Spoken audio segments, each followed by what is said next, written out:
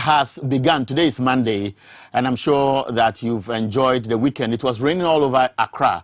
I don't know where you live in this part of the city, but I guess that you also enjoyed the rainfall over the weekend. I remember about a month ago, we heard reports of floods in parts of the northern regional capital, Tamale, and other communities within that belt. I'm talking about the northern belt of Ghana, and many were wondering what is really happening in Accra. It looks as if this year there will be no rain. Some were even alleging that some road contractors were blowing something into the air that was stopping the rain from falling. But now we know that almost every day you taste a little of rainfall, either showers or actually the storm will come in. And what I'm observing is that this week, if you like it, just observe. You notice that at least almost every day it will rain in the capital Accra. I'm not a weather forecaster, but I can feel it from how I left my house today. The weather was very dull, very cold, and I'm very energized. I believe you are also energized. This morning, Obobia obviously will be speaking to us. And you remember last Friday, she was talking about how you manage work and stress. Today, she'll be talking about dealing with a difficult boss. Dealing with a difficult boss. How would you appreciate such persons if you love your job? It will be very exciting to listen to Obobia. And today, Dr. Kweku Mensah Mauto, who is the Dean of Students at the School of Graduate Studies of the University of Professional Studies, Accra, will be joining us on the newspaper review segment. And his colleague, lawyer Alexander Chum Berima, would also be with us after 7:30. We'll be looking at what the newspapers are reporting. Still, people are talking about security issues. We have heard a lot of allegations here and there. And I found something very interesting. Before I joined the TV studio, I saw a publication on Ghana Web. And it says, founder and leader of Lighthouse Chapel, Bishop Doug Heward Mills. Now, Heward Mills is apologizing to the Asantehene. He said something 20 years ago. Over the weekend, I thought it was just recent. It was flying on social media, and some said he had attacked the Asantehene. But apparently, it was 20 years ago. But he has apologized. I'll be looking at how powerful is the Asantehene such that if you criticize him, whether you like it or not, you have to cough. Is that really freedom of speech? I don't know. But he has done it, and it's just beautiful that that has happened this morning. And of course, today, you know, we celebrated our fathers over the weekend. And some were asking, why is it that when it comes to Mother's Day, days before the event, you see the media flooded with all kinds of messages. You go on social media, it's all over. Yesterday, I monitored this across several platforms, and people celebrated their fathers, even dead fathers, their parents who were dead about 50 years ago. They have tried to resurrect them, bring old pictures, black and white, to celebrate who their parents are. But do we really celebrate our parents, especially our fathers? Are fathers actually playing the roles that we expect? And I want to put it this way: do Ghanaians really appreciate who fathers are? Or people have just been indoctrinated to assume that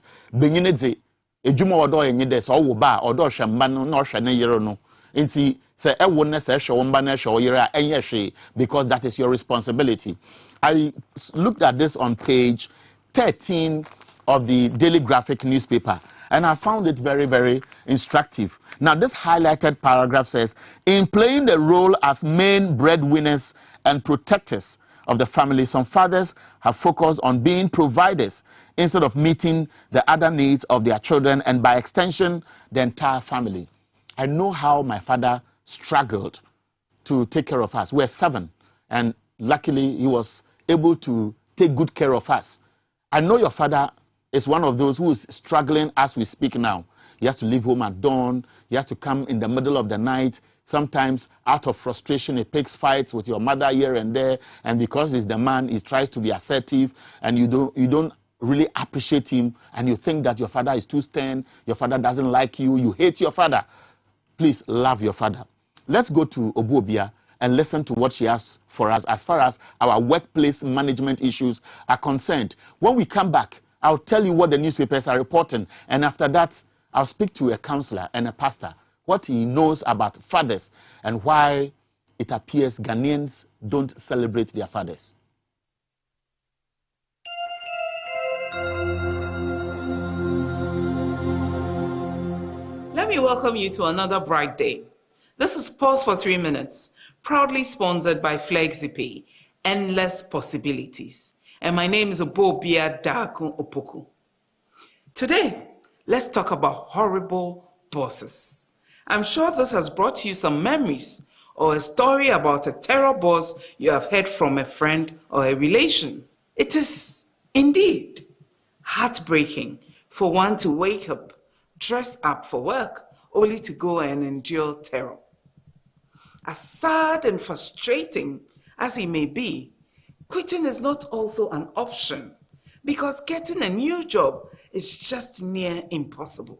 I've heard stories about bosses who are always undermining workers in front of others, screaming or throwing tantrums at the least opportunity. Some other bosses focus on the weaknesses of their workers and never their strengths. Of course, it is okay to get a little upset once in a while when things are not done the right way. But this should and must not be a constant habit. There's a saying that bad bosses give up on employees who need time to improve and be great. And great bosses bring out the best from people who need more time to improve. You can have the perfect job with a dream salary, but if your boss is making your work life a living hell, you will soon find yourself considering looking for a new job. Depression can even set in when your boss doesn't like you or how you do your work, no matter how hard you try. Sometimes the problem may be you.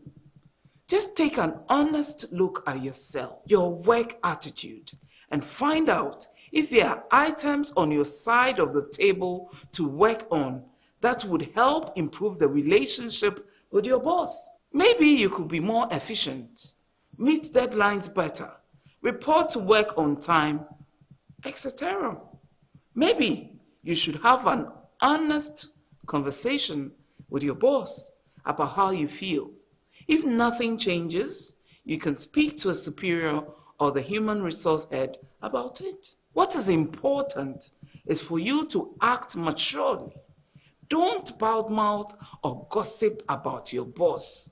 It won't help the situation. If you have to speak to someone within your company about the situation, do so professionally. Dealing with a bad boss is not fun, but with the right mindset and approach, you can make it work until you are able to move to a better environment. So Obobia has done it again. A lot of advice. I was having a conversation with a friend over the weekend, and I said, look, one thing about morning update is from the beginning to the end, there is something to take away, especially from the beginning. You have a taste of your weather report, tidbits on health, business, and of course, something that will motivate you, something that can start your day, something that relates to you directly. I work, I have friends, I also have a boss. And I'm sure people who work under me also have their bosses. So it's something like structure. So if all of us take something positive from what we have learned today, I believe that the workplace environment will be much more conducive and there will be no friction and you work in happiness. That's after all what is it about. Because if your pay is not good and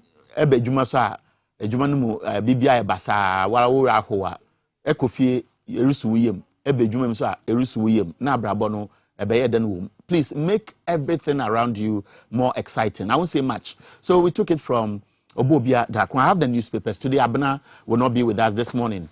And so I'll be here and I promise you that the conversation will be exciting. Now, Daily Graphic on its front page says, inject action against terrorism. President charges ECOWAS and he re-elected as chairman. And so that's the picture on the front page of the Daily Graphic coming with that of the headline. Other stories in the center spread of the paper is talking about losing out to IUU fishing cost Ghana bears.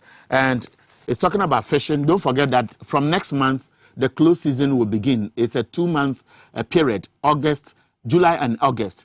And already there are conversations about methods of fishing and threats by the European Union to stop buying fish from Ghana. Now, one aspect talks about the need for our fishers to engage in proper practices. And so they want extra monitoring mechanisms to stop illegal fishing methods. So that's the daily graphic. The Ghanaian Times, front page. Let's fight terrorism, piracy together. And that's what the ECOWAS chairman, President Nana Akufo-Addo, is saying. And police arrest 215 suspected criminals, impound 168 motorcycles in 4-day operation after the bullion van attack at Kolebu. And so that's what the police is doing. They are saying that these are known hideouts of criminals, and so they are swooping on them. Government commits to procuring Sputnik 5 vaccines at $10.35. So that's one headline story on the center spread of the Ghanaian Times. What I've come across over the weekend is that the minority leader is saying that they want an independent investigation into the deal involving the Sputnik 5 vaccines. They are still not happy that government is buying them beyond $20.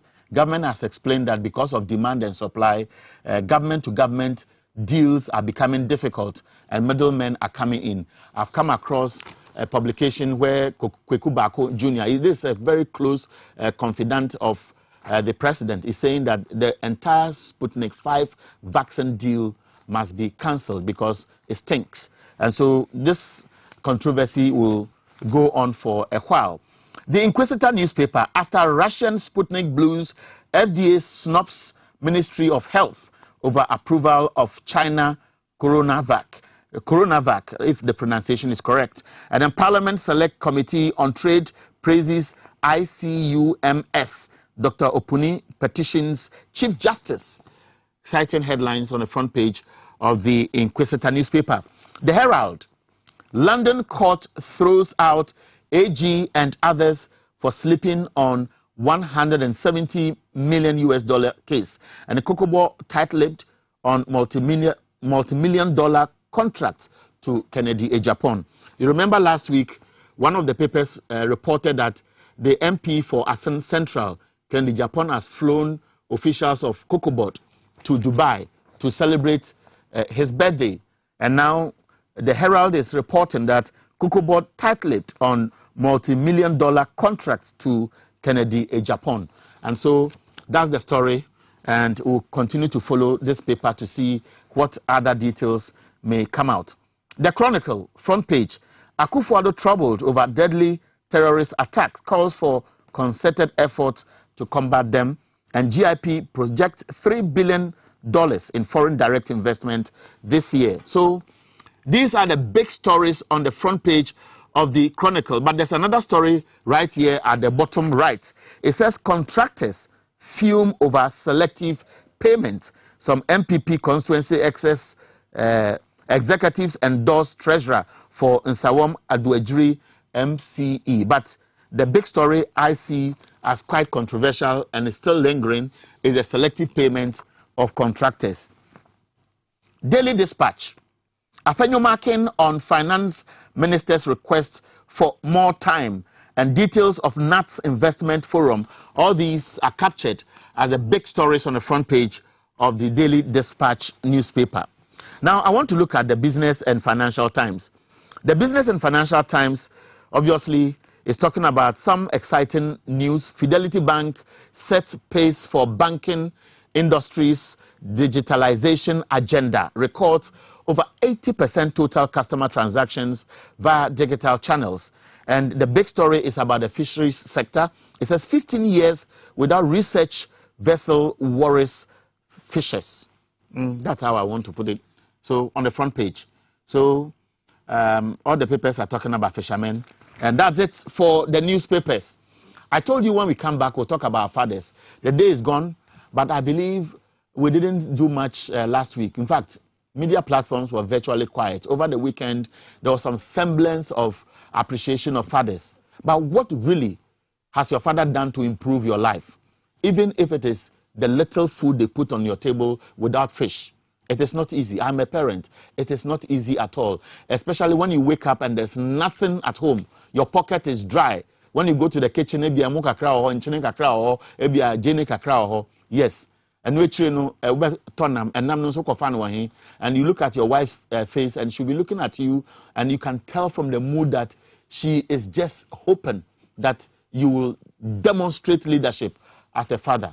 But I am not suggesting that women are not helping their husbands at all. But remember, yebre pa, and yeah, woman yenji ni, and now celebrate us. I don't know how to put it in tree, but celebrate us. So I'll be finding out from a counselor what really makes the average Ghanaian not really place that value on the father, or it is just a camouflage that women are celebrating Mother's Day, and therefore let us just join the bandwagon and make the noise and leave it there.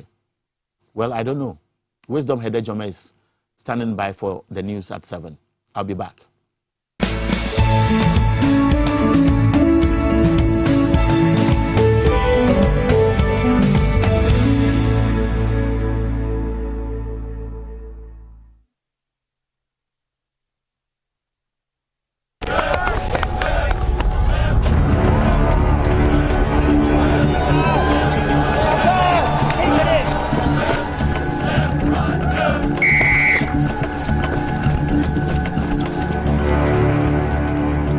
We are one man short. Should we invite him?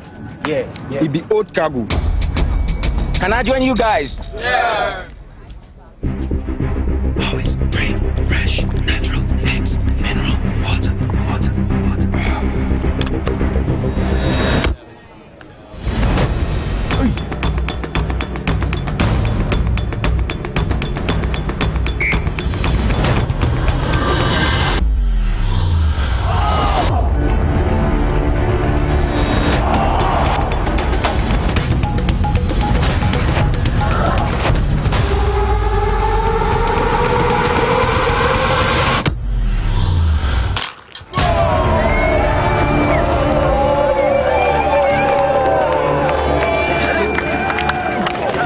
Still got it. Always keep hydrated naturally. That's my secret.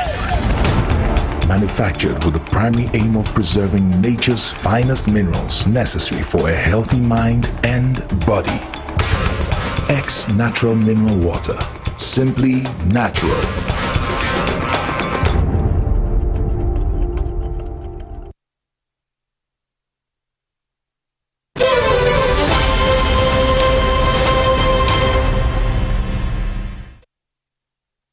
And in this edition, Ghana Statistical Service winds up preparatory works ahead of Census Night vs. weekend. Also in this bulletin, screening of 215 suspects picked up after Kolebu Bullion van armed robbery attack begins. In this bulletin, we'll tell you, President Akufo-Addo's nation tour with Vice President Dr. Bawumia feels suspicion over his subtle attempt to introduce him as a choice for 2024. And later in this bulletin, fresh COVID-19 cases of the Ghana on the rise as Ghana fears of crisis if third wave sets in. We have details of these and other stories coming up shortly. Please stay with us.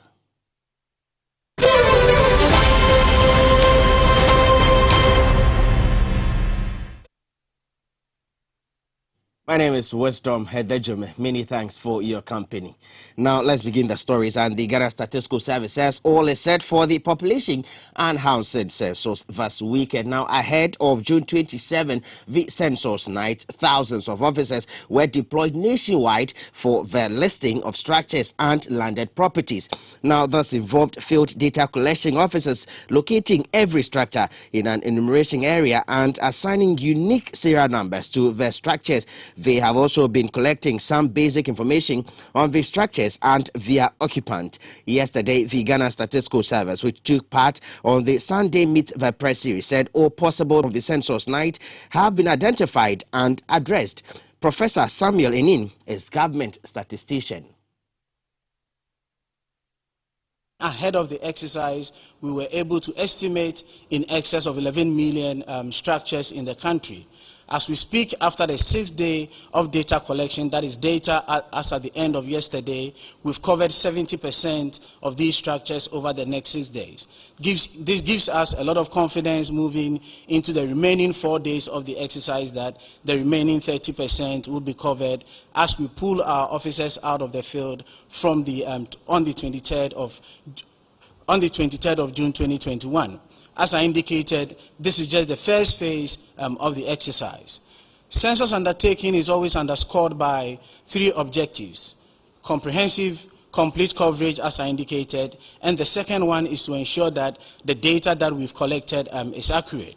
So from the perspective of comprehensive, complete coverage, as I indicated, we use the building footprint as one of the benchmarks, and 70% of that has been achieved. Another indicator that we are using to ensure that we have comprehensive, complete coverage is, ahead of the census undertaking since 2017, we went around all the country and were able to divide the country into small geographical areas. So we arrived at 51,922 enumeration areas and 131,739 localities. At the end of the 6th day, we've received data from 99.7% of the enumeration areas. That is, as we speak, we have just about 107 enumeration areas out of the 51,922 enumeration. And now the government statistician explains further. Of accurate data from the listening exercise, one of the questions that we ask has to do with the global positioning system, that is the GPS coordinates. Again, this is the first time that as a country we are going into a census activity by collecting data on the GPS coordinates. As we speak, we've received about 98% of the data showing less than 5-meter range. This is a lot of comfort for us because it's going to complement the Ghana Postal Digital Address System. And for our information, the listening exercise is not just an introductory exercise. It gives us some level of data that as a country we can plan, especially from the perspective of investment that we've talked about. All the GPS coordinates are covering over different 80 uses of the structures, that is 11.1 million structures that I talked about. So the listing in itself is already giving us data from the perspective of how businesses are supposed to be located, the kind of things that they need to look out for, especially from the competitiveness point of view, and also looking at it from the other services within wherever they want to locate their businesses. So for this briefing, I've highlighted already 3 issues that are giving us some comfort that the census undertaking is on track. What I'll seek to do is to share with you some observations in the past 6 days to inform our engagement moving forward. And you heard the government statistician, Professor Samuel Enim. Now let's turn attention to crime and security, because the Ghana Police Service has begun screening of at least 215 suspects picked up at different criminal hideouts in Accra after the armed robbery attack on a bullion van at Korle Bu last week. Now, Xyz News has learned Vasup targeted some of the known locations at Korle Bu, Tesano, Amasaman, Nima, Dansoman, Abokobi, Accra Central, Teshi, Madina, Bachona, Jamestown, Osu, and Lakeside. Now, the police is yet to update the public on their investigations into the sad death of the young officer on escort duty and a bystander who was pursued and shot by the robbers for raising alarm. Last Friday, DCOP Nathan Kofi Boakye, who addressed the passing out ceremony of 320 recruits at Kumasi, said the incident has provoked the service and those involved will be smoked out. The Ghana Police Service is able and capable and has the ability to arrest these criminals. And I'm at this point, on the behalf of the Inspector General of Police and the Police Administration, assuring everybody in the nation that these criminals, especially those who committed last week's crime, and all others who have committed such crime in recent times, are going to be arrested soon. And when I say soon, they will be arrested soon. And DCOP Nathan Kofi Boakye is Director General in charge of legal and prosecution of the Ghana Police Service. We still stay regarding issues of crime and governance, because a Ghanaian statesman and politician fears there would be a total breakdown in law and order if security agencies fail to stem the rise in crime, impunity and discrimination of the law. The founding member of the governing New Patriotic Party, NPP, who had a blunt conversation with Mugabe Salifu Masi on TVX was the news on governance, security, corruption, concerns about nepotism and abuse of power, said I'm talking about Dr. Nyaho Tamaklo, now a retired medical practitioner, then with the Ghana Armed Forces, referred to the spate of daylight robberies and related crimes as a reflection of the true state of security today. He's been explaining that if government does not act early, the matter will be out of hands. Listen. And my worry is that if we are not careful, there can be a total breakdown. If we are not careful. If you are not careful. Yeah, because look at the rate at which people are being killed. Armed robbery everywhere. This country has a future. And that's why I believe in that. But it's a future. Does it look that we will need a visionary leader? Like who? A person who is committed to the cause of building a nation genuinely, a man with integrity, and a man who can call a spade, like Kwame Nkrumah did. Now, the ardent critic of the Akufo-Addo government also bemoaned the high level of nepotism in the current administration in spite of the public outcry before the 2020 general elections. He said this simply undermines the commitment to fight corruption. The situation in which we are now, which to me is very alarming, is that locally individuals have been found to be corrupt. There is no question about argument on that at all. Yeah. But the most disturbing thing to me is that they have been left off the hook and they are moving about freely. No one that I know who have been brought to the fore with corrupt practices have been disciplined or even been dealt with by the law courts. And look at the person we picked recently as the czar of anti-corruption, that is Hamidu. Martin Hamidu. Yeah. I mean, he's even leaving that particular office. It's so disturbing. Are you sure? Yeah, to me it's very disturbing. Because we all believe him. That if Akufo-Addo is leading the government, definitely will ask yourself, there have been certain constraints along the line. Do you understand me? Yeah.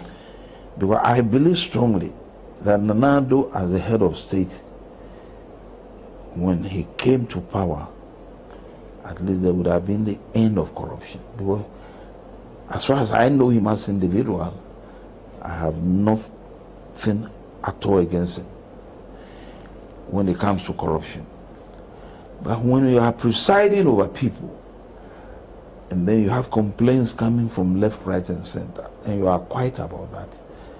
And Dr. Nyaho Tamaklo, who was Ghana's former ambassador to Serbia and Montenegro from 2005 to 2009, says the NDC he sees today is a weak party and does not come across as a party ready to take over.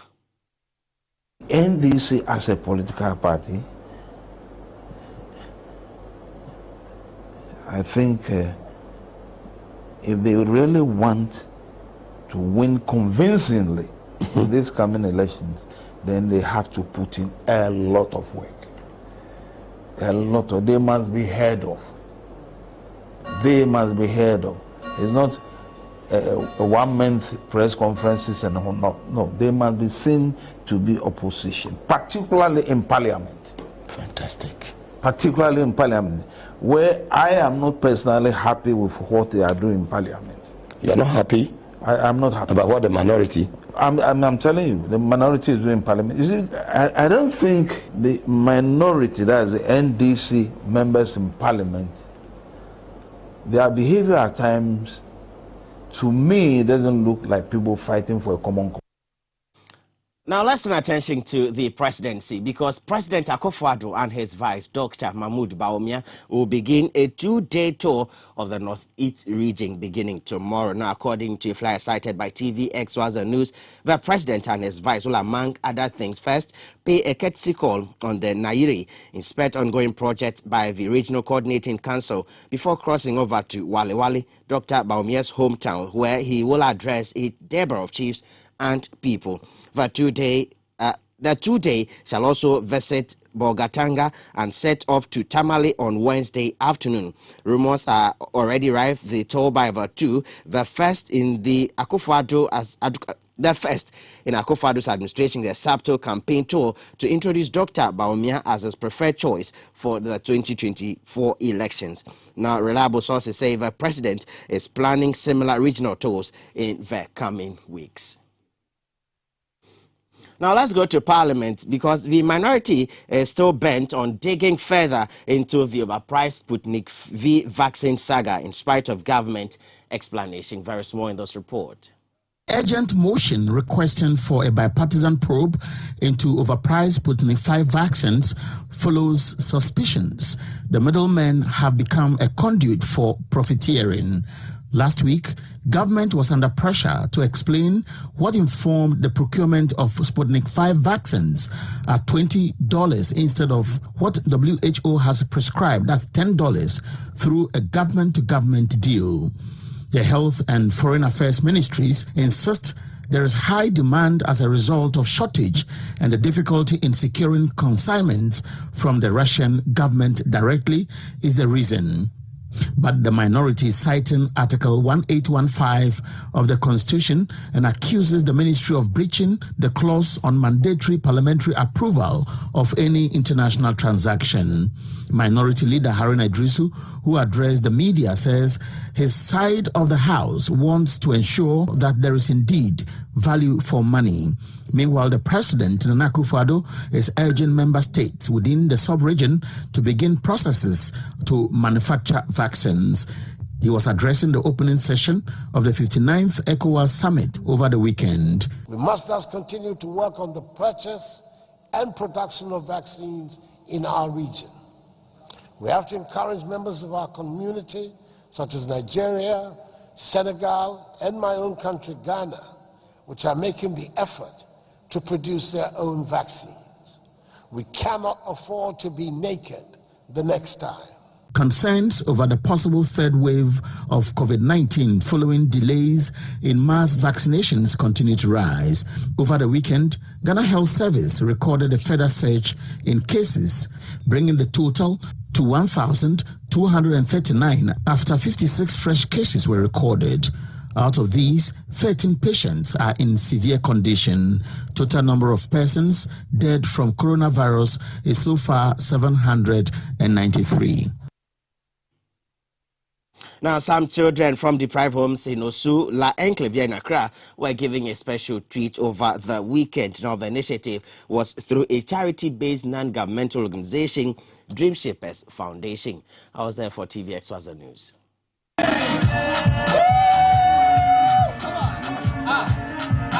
Beneficiaries were needy children of basic schools in Osu and La Enclave, inmates of the New Life Orphanage and the Osu Children's Home. The gesture, which forms part of the objective of the NGO, was to commemorate the International Day of the African Child.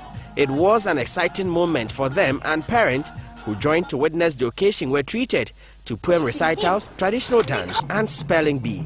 Among those who addressed the event was MP for Kole Klote, Dr. Zaneto Ajima-Rawlings, who, like others who spoke, encouraged parents to commit themselves to a little more to provide basic needs for the upkeep of their wards in school. Dr. Ajima-Rawlings also condemned attempts to rewrite Ghana's history to satisfy parochial interest. We don't understand who we are, and we're losing our anchor. Every country that understands what they're about, they make sure that their children know their history, the truthful version of the history. We mustn't make the issue of history a question of whoever is in control or a question of one favor over the other. History must be told factually so that our children can learn the truth of where we have come from, so that hopefully they can avoid the mistakes that have been made in the past and can do better. Actor and film producer Fifi Coleman also shared a motivational message with her pupils. In the curriculum as it is right now, but growing up, there were opportunities for that. There were the cultural studies. There were competitions that we used to. That schools will come together to come and do particular things. Like they give you a theme, like all that glitters is not gold, and every school takes it up. They will do a dance version of it, a poetry version of it, whatever. I don't know whether those still exist, but those were channels that the schools were, going through. Dream Shapers Foundation, among other things, also provides medical assistance to deprived communities, support orphanages and other charity homes, scholarship for street children, the aged and the physically challenged. Now let's turn attention to the Springtest Road, where residents of the industrial light area complaining bitterly about pollution, but the company accused denies. Springtest Light Industrial Area is one of the sprawling communities in Accra, but in spite of real estate and companies springing up, most access roads are bad. Residents who are bitter about the neglect in spite of huge property rates are now turning their anger at companies operating in the area. They say their presence has increased human activity with its associated indiscriminate disposal of waste. One of them, Mawus and Akwaba, a refinery, is blamed for environmental pollution as a result of the heavy stench emanating from this drain where residents allege industrial waste is discharged. According to them, the stench can also be strong that breathing becomes difficult at certain periods during the day. But Deputy Chief Executive of the refinery, John Azaonu, disputes the claim. He says the false impression has been created by its location. He maintains the company is complying with the EPA's regulations. Say refinery, petrol money, yen gas and so I use no fumes. So gas and see be every circle anymore. Inti say what you say you see you produce gas and I say petrol wakwaba and yen no credit. Na I produce crude mono environmentally friendly. Say one uti ebena bibia tochima away juma it was a gota kesi do wo yechi ha sa gota no enya yankwa na yusu. Now, senior administrators of the various technical universities across the country are threatening to suspend their services if outstanding issues over the unpaid Tier 2 contributions are not addressed by July 31. Now, a communique issued after the National Delegation Congress in Ho noted, among other grievances, that there are no conditions of service for its members who are non-teaching staff, difficulty in applying for jobs, academic progression, and inappropriate placement levels. It accused government of reneging on its pledge and said this has highlighted agitations among members and leadership may not be able to control them after July 31. Now, the threat followed similar agitation by technical university teachers who have since suspended their strike, as well as staff of the various public universities. And before we go, the Tetekwashi Art Village no longer exists. The right owners have demolished the property. We'll give you more in our subsequent bulletin beginning tomorrow morning. Many thanks for your company. That'll be it for this morning's edition of News in Brief or Morning Update. My name is Wisdom Hedejome. Good morning.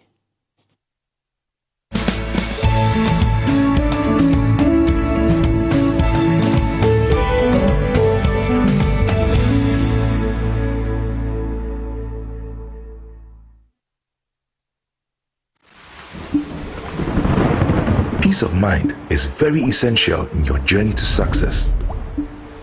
For Akwesi Papa, peace of mind means having a proper covering over his family. Literally. For Araba, aka Injection Mama, it's about having the funds to complete her advanced nursing course. And as for Corporal Odami, it's as simple as reporting on time for his shifts. Sometimes all you need is a simple push. At Needs Microfinance, we have tailor-made loan packages for salaried workers under the Controller General's Department. With the low interest rate and quick wahala-free process, you are guaranteed of a timely solution to get back that peace of mind, literally in 30 minutes.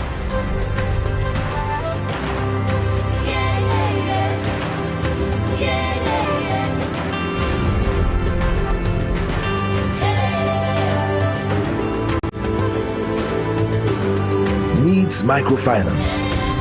Growing with you.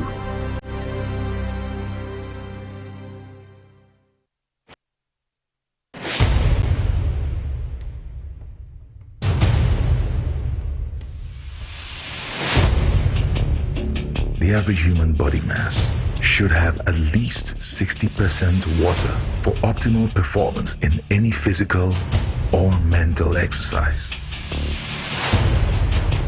We can help you maintain it naturally.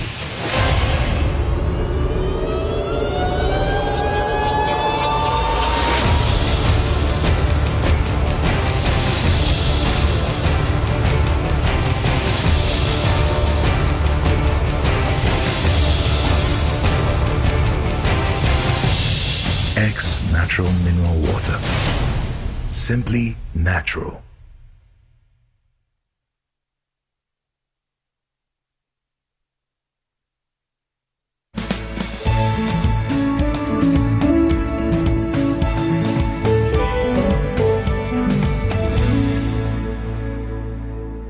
Thanks for staying with us. This is TVXYZ. I'm sure you are following us on Xyz TV on Facebook and YouTube. And you can also search for TVXYZ on YouTube, like the page or like Xyz TV's pages, and then you can follow us. And we would always be bringing you exciting programs. Morning Update actually starts on Mondays to Fridays, 6:30 to 9 o'clock. Around this time of the day, we discuss newspapers. But before that, I want us to talk a little about our fathers.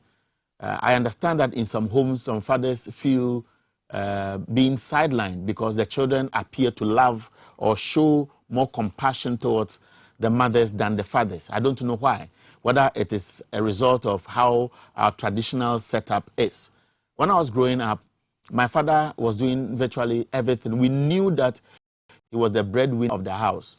We knew that he was a disciplinarian. We knew that he never joked with our education to the extent that when we are on holidays, and those days we come home, especially when we come for the third term, you have June, July, August, and then around September, we go back to school. When he observes that we are playing too much, we can be on the football field, and before you realize, they will say, Mr. Henry Orban, now, until all of us will scatter. He doesn't mind whether you are the child or somebody's child. We're all living in the same neighborhood. We called it South Africa at that time because it was a privileged community for those who were senior officers of at the company where he worked. And we valued the discipline at that time, but we saw it as fear. And so, Yamami or Gigi and Do now or Defio Henade into but look, so papa you are or morte. Now papa so your son senior, no so or morte. This morning, I want to engage a father, a pastor, and a counselor briefly. I want us to find out how can we change the narrative so that men will be more appreciated. The Daily Graphic was, for example, saying on one of its pages that because men want to do everything to put food on the table, sometimes some even go to the extent of stealing just for their family to survive. And so when they do this, they lose other responsibilities. Pastor Daniel Annan is on the line. Pastor, good morning. Good morning, sir. How are you, Sofo? I'm good. How are you? I'm also fine. It's a Monday. The weather is very cold. I took some hot coffee this morning. I'm charged. And I'm a father, but I know that many of us feel like society is not appreciating the roles we play. Bonibia was better benyino. They don't want to really appreciate their fathers, except those who are a little privileged. And so because they have money, they want to show off and do something like they like their fathers. For you, where you sit, can you share with us Father's Day, our fathers, and how we should appreciate them? You say I was why finished.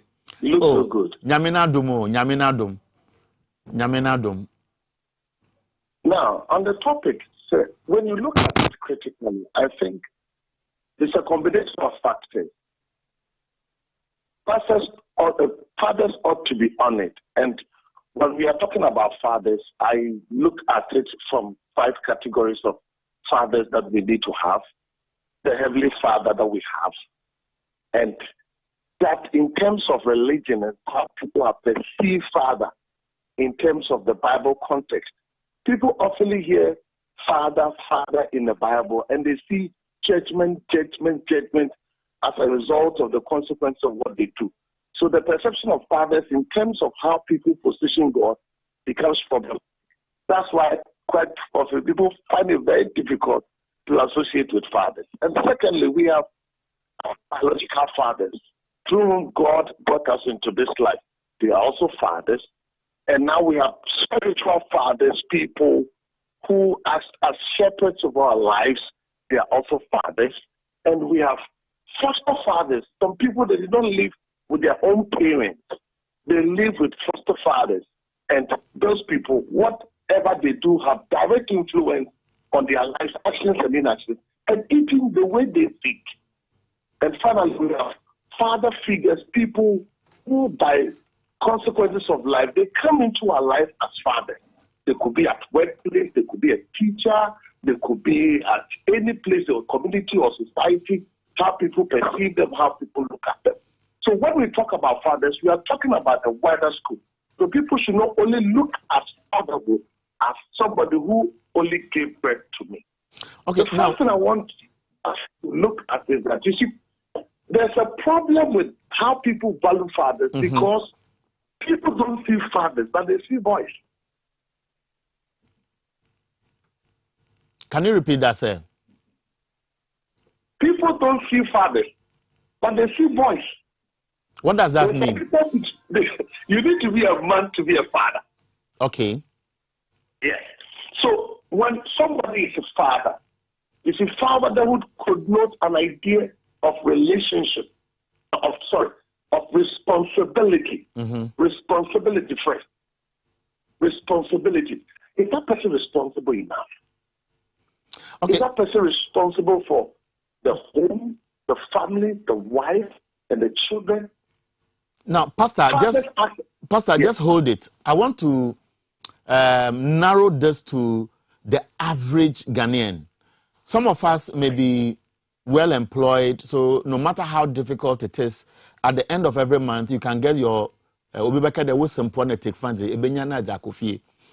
we have the average father who is a mason, who is a welder, who is a seamstress, who is a tailor, somebody who has to do by day, and a or construction site. Na sa oye lokina onya ejuma kakra obenya ni wage bi na odebedidi. These people don't have savings. They don't have bank accounts. Their children have to go to school. They fall sick, and sometimes they live on borrowing. These fathers, sometimes people don't appreciate them. What could be the reason? Then an American prepared there. And then should be there. I will a responsible, a leader, a model. Oh,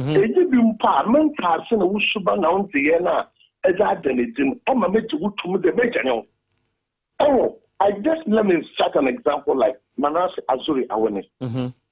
When he won the Best Journalist Award, who did he honor? His father. And who is his father? His father is a watchman. He honored the watchman because that man was a secret. We are probably that was a secret. All the production about that. We train them more honor or we almost friend papa. They're not papa or what Biara or done shoot me day. I mean, you're responsible. Now, so for Akasamo, because Nipa Piwa, Oyana, Oyawan Ferrum put there, Wabaman Crofin would there, Ebia Majeni, and Namaneni. Asama can you drew papa? No, and she said, I don't know what they are in there. I mean, the job, many a mouse shoot in the town. Say your muscles in the canal. About for that day. Share one for this share the ye more open will see. No America check. About for that share the day. Or your more will feel when you're more America the battle. What shows the year will feel. So children are not people. They always look at what we exhibit in the home. Okay, now let's look at it from the other perspective. If I am a father, I am privileged, I work and I'm paid well, and all I do is give everything my children want to them. What a laptop, na matter amahon. One shoe I say, matter for amahon. So all you do is you are a provider, rather than being a leader who is exhibiting that lifestyle in the Mofromana Obama as someone building their future. But you provide everything. Sometimes the younger ones assume that a father who is a provider is indeed a father, and not a father who is not a provider, yet will ensure that you groom you to be a better child when you grow up and become a better adult. Which is the best father? Oh, that. Them together I get the name to the DPM or DPM Dama, or DPM Dama. Oh, one day I was only a giver. It doesn't see you as a leader. Because although to maybe about fun Ohinia Nansatre, children ought to make decisions and make choices. Into all Sijina, the other do not open by one of our because I do not add that on the mama. I don't know how your Oma, Mofomano call and none number one. Because father and Abafan open in the bedroom, but then about Kasa. I mean, now, one to see him put. Your papa, what's here? What boy, you're not to let them why you are the papa, no, no. The end of the two you the papa, I thought the young. Where sees Mamma Dachi? And it's not only providing, it's also offering guidance. So for the child, yes. At what stage does the mother become the bad person who damages ne papa? Ebia mawar, ebia asaminti mejuma say. Samukwa mkechima ebia ekwani mboi. Ma befi ebia maye wate abiankwan kakra wenye 2 years in chen medi. Then odrubi ebia o ma mene kesemu na won papa nara wa yesansenyi na okwa oba na anyi ndo bodam onye hwe. So they pollute the minds of the children. Sometimes the hatred the woman has for the husband along the line is translated into bad mouthing that goes to damage the perception the children should have about the father. Or your tumisia, or your widespread, or your counseling. Yes, I am a qualified American. I am very prevalent in our society because young people here was a cultural background, so I expected the mother. Yeah, well, I didn't be there. Most traditions in our setup are with the energy, or maternal. And see, I am not Messiah Funum Binum. Or protect what interest be ma daching. Until we are more than our father from the what it did. Until one of penny papa as more can there. A wound, a cook when you be a liver mutilation.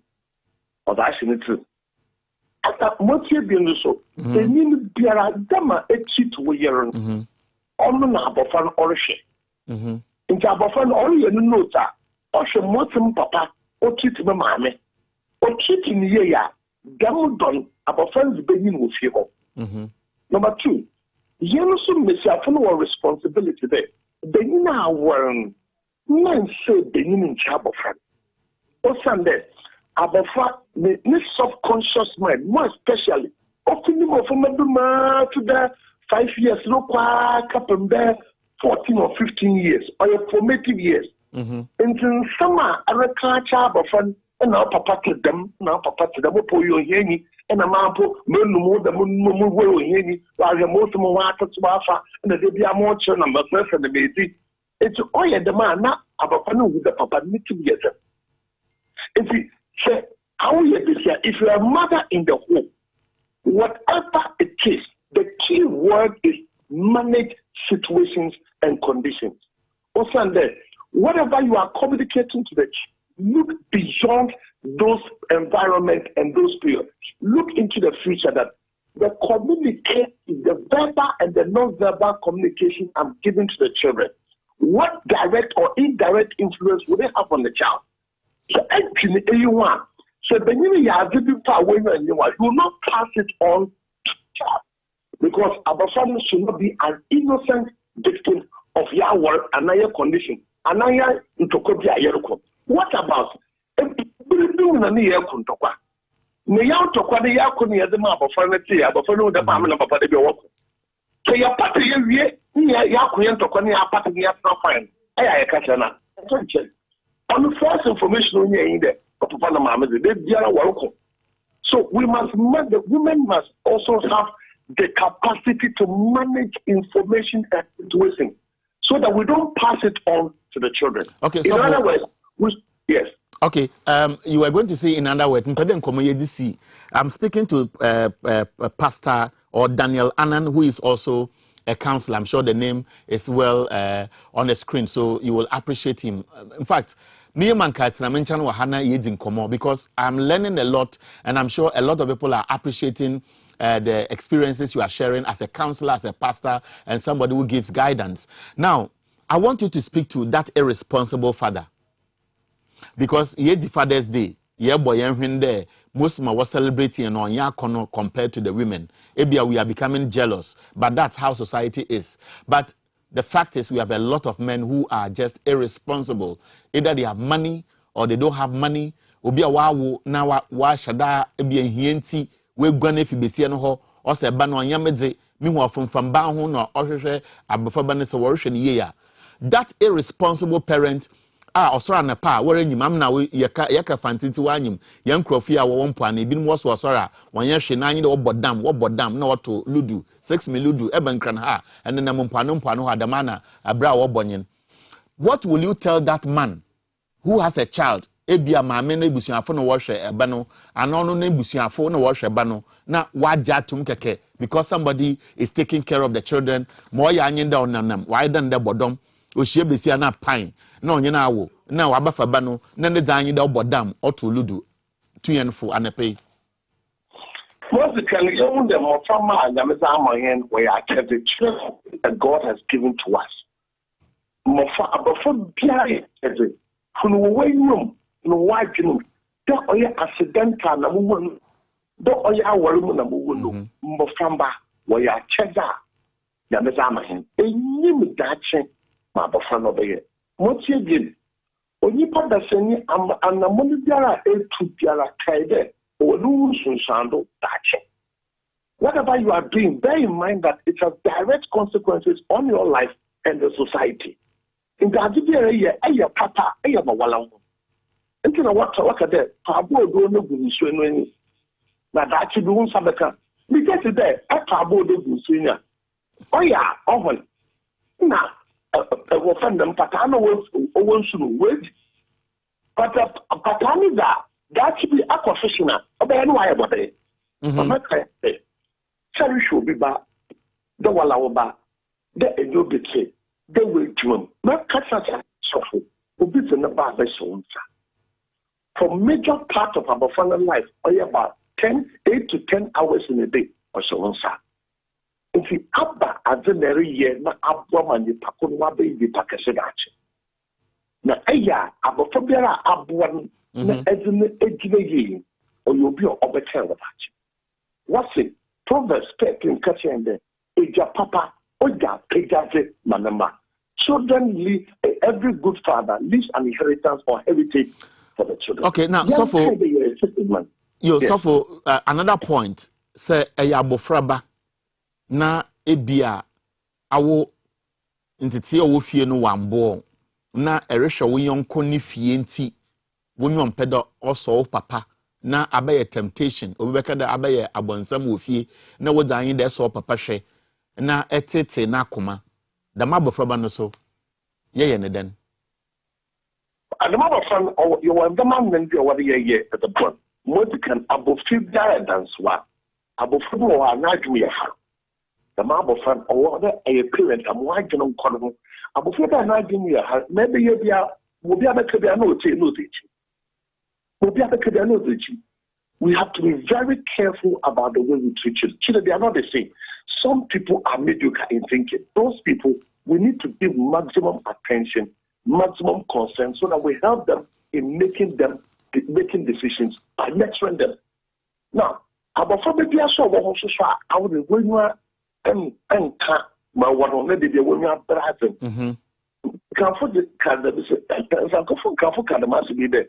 Can't come me to no show my some fans water. The new center offend them Nenti Obeja Nenti Obeja Nueda the situation.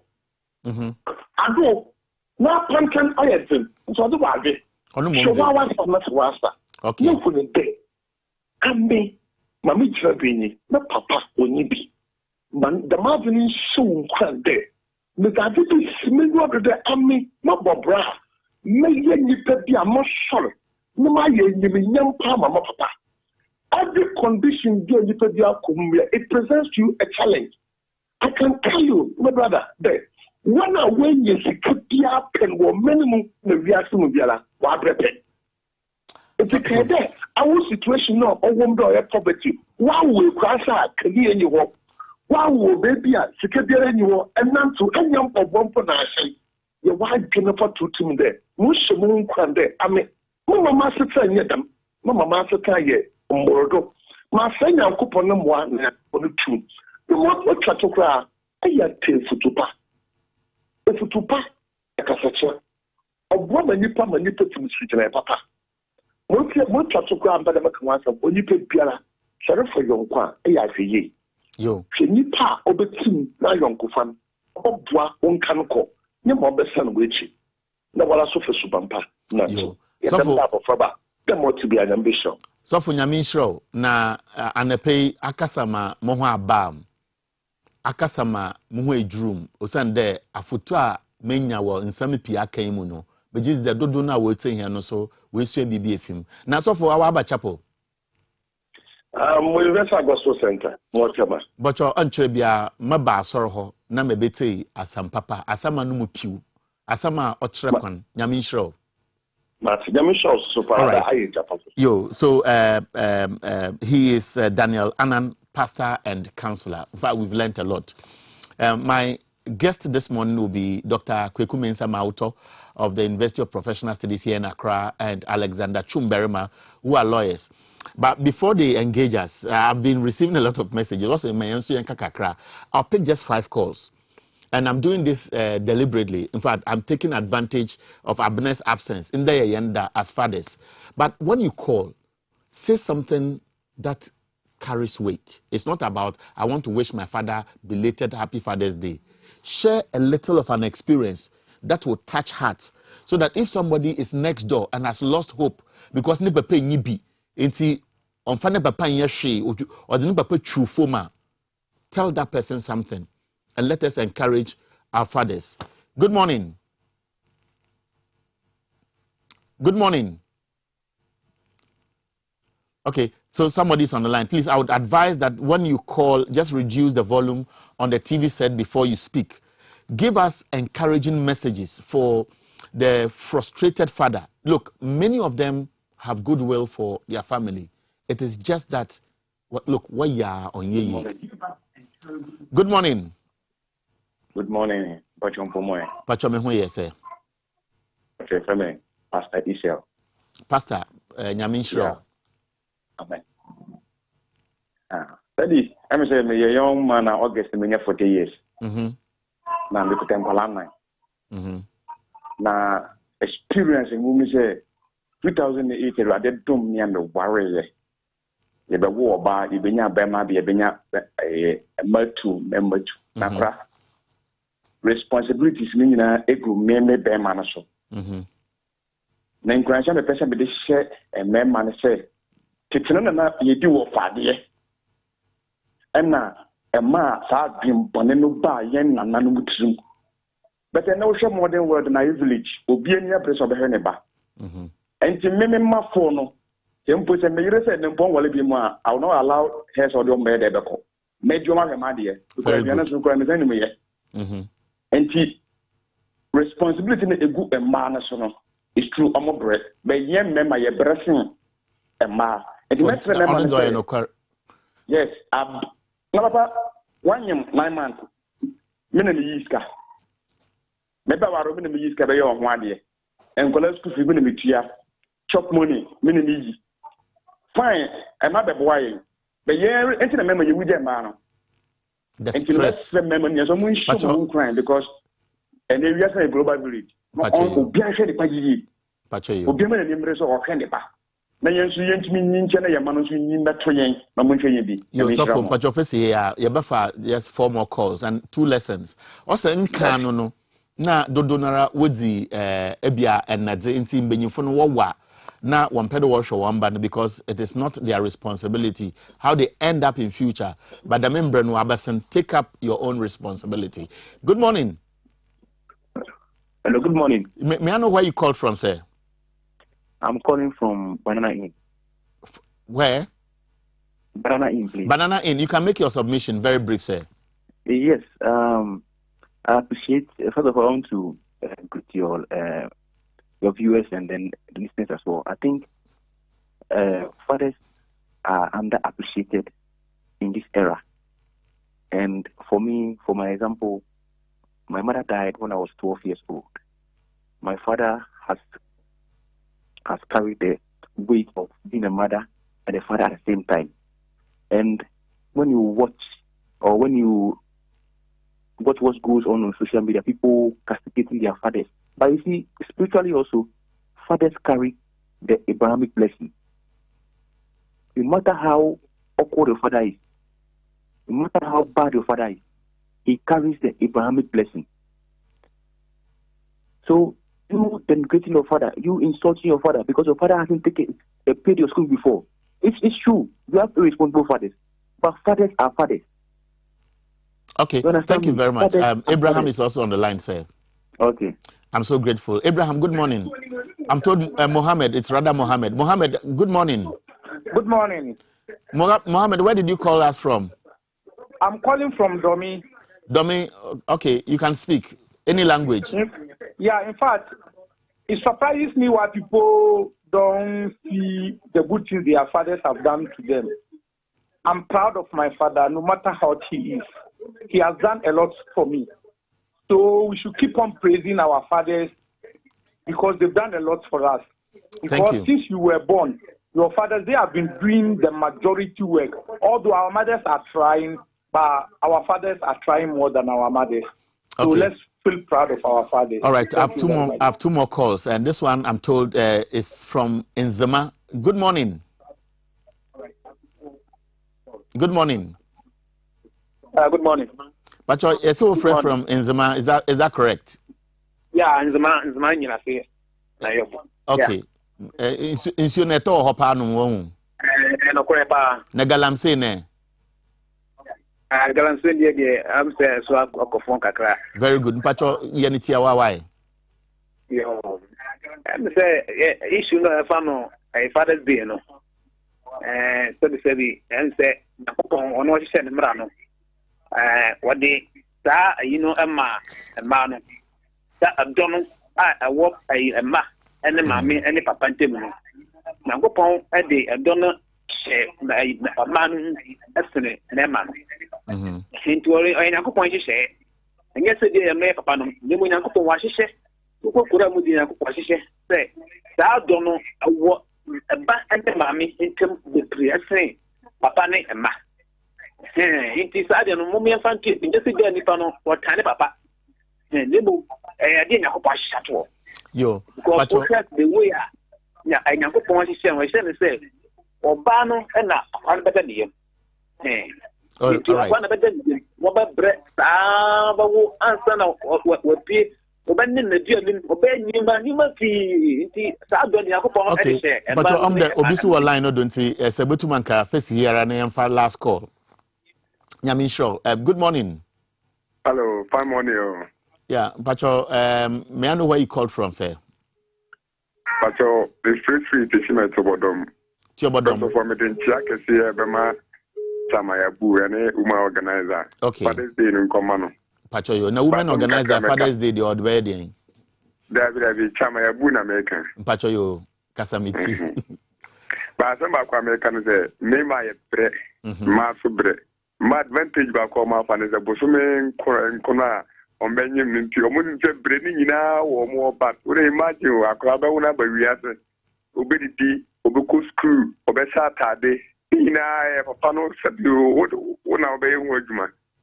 But man advantage kakra ba mu say bosume nkona na omanyim nti respect me my be. Okay, me give say yeti afoto bebre ene enti fade abeboa ye nyina na ye nyina ye family papa afa ye nyina. Asema ka katra man so mu nyina bi. Obi anya nto bo ase na aja.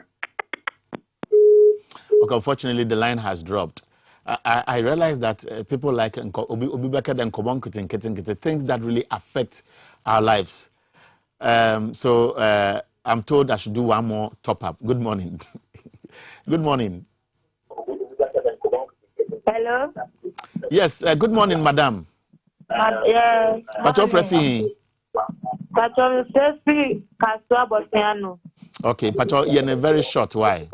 Pacho. Yes. Good morning, madam. Morning. Pacho Frefi Kaswa Bosiano.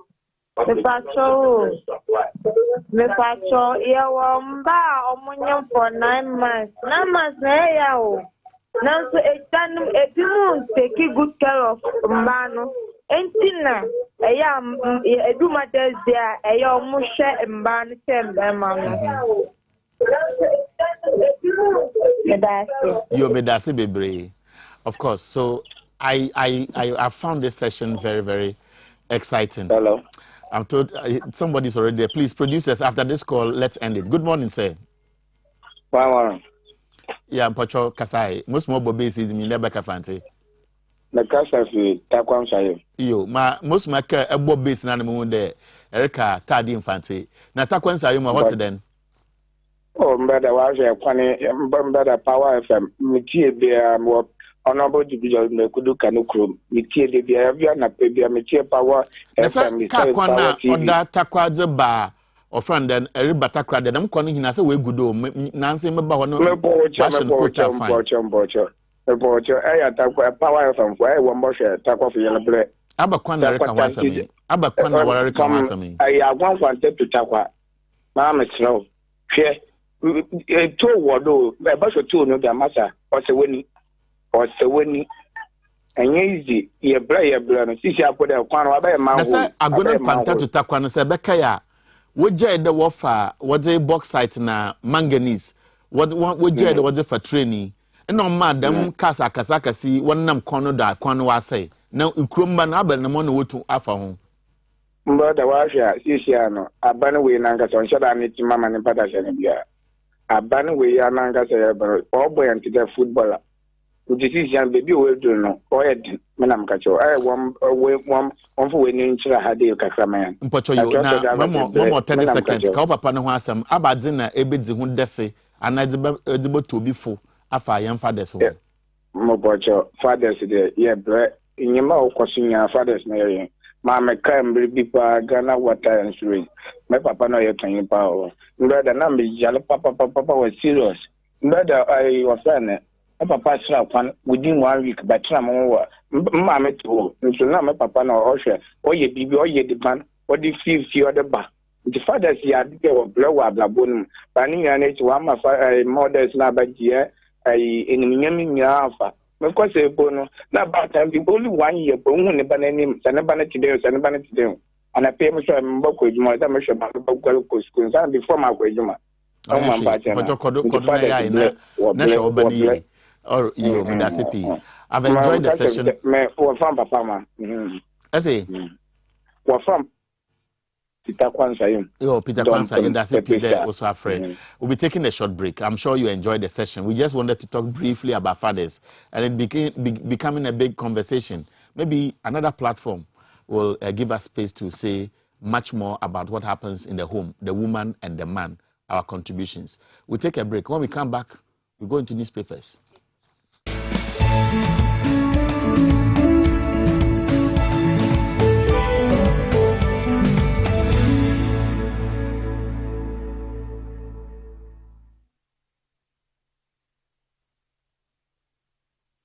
I love makeup. Applying it gives me so much joy. But when it's time to take it off, nothing does the job quite like the Black Secret Makeup Wipes. When I go somewhere and I feel really sweaty, I take my Black Secret wipe and I use it on my face. It picks me up and I don't look as tired as I did when I walked in. Before I work on a client's face, I like to go over it with Black Secret makeup wipes to make sure the face is clean. It doesn't leave the face dry and tight, but it keeps it soft and moisturized. Wipe say your bodo. Barcope, and it gets the job done. Or baby him, and the smell makes the experience even better.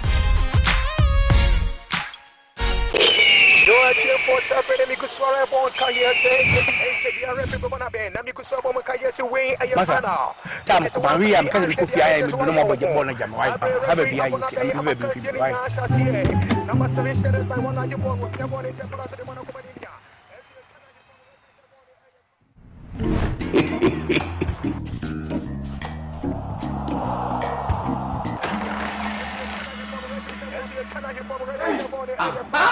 It's logo the bottom. When you say it's local channels, as a picture see clear, a 5 times better. As the other channels that could be sure. So when I mention someone tell me away. Oh, what a pictures. Who knows tomorrow? What a picture. What do AD plus decoder or multi TV and now electoral agent PR natural local channels now HD the here so better star 879 hash numbers from people box and now the advert AD channels now you can get an HD plus decoder from now till the 9th of August for just $89.99 Ghana cedis and enjoy 3 months free subscription. Enjoy all the excitement and live sports action in the HD Plus Air Bosso Feely promo lasts from 7 June to 9th August 2021. Visit hd-plus.com.gh or call 024-243-9872 for more info.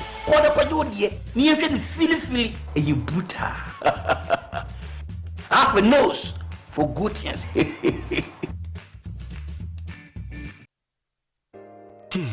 If I cry, na menyisika. Edia ye mefui. Ehin fa pa na menya bosia edia tre medwuma yimu. Kai kra mabre ni ye bosia ato taxi fufu. Suhum Rural Bank. Suhum Rural Bank.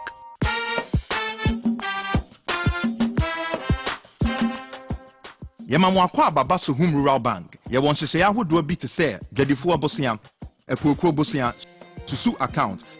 And it does all savings account. Me bada chain savings account. And then the keka ho. Suhum Rural Bank was 03422919896. Now one so to me aka say. Suhum Rural Bank. Ama ene mayeka una. Suhum Rural Bank.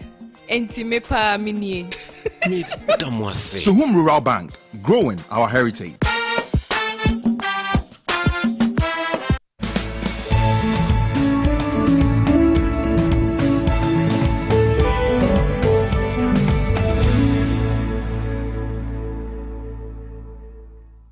Welcome back. This is TV XYZ. We spent the last 30 minutes or so talking about our fathers, and I'm excited at the testimony of many of the men. One thing I'm taking away is the culture or the practice where many people thought that, okay, if I give birth to my child and it grows up, and so the child is not mine, that tradition is over.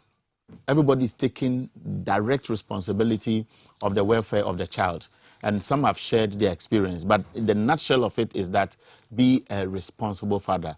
You can be very poor, but if you let your children understand that, look, we are living in poverty and this is the circumstance we have to find ourselves, and let's condition ourselves and still show that fatherly love, your children will appreciate you. You don't need to be a millionaire or a billionaire before that child will appreciate you. Yes, those who have it will go the extra mile by doing something to suggest that they are celebrating their father.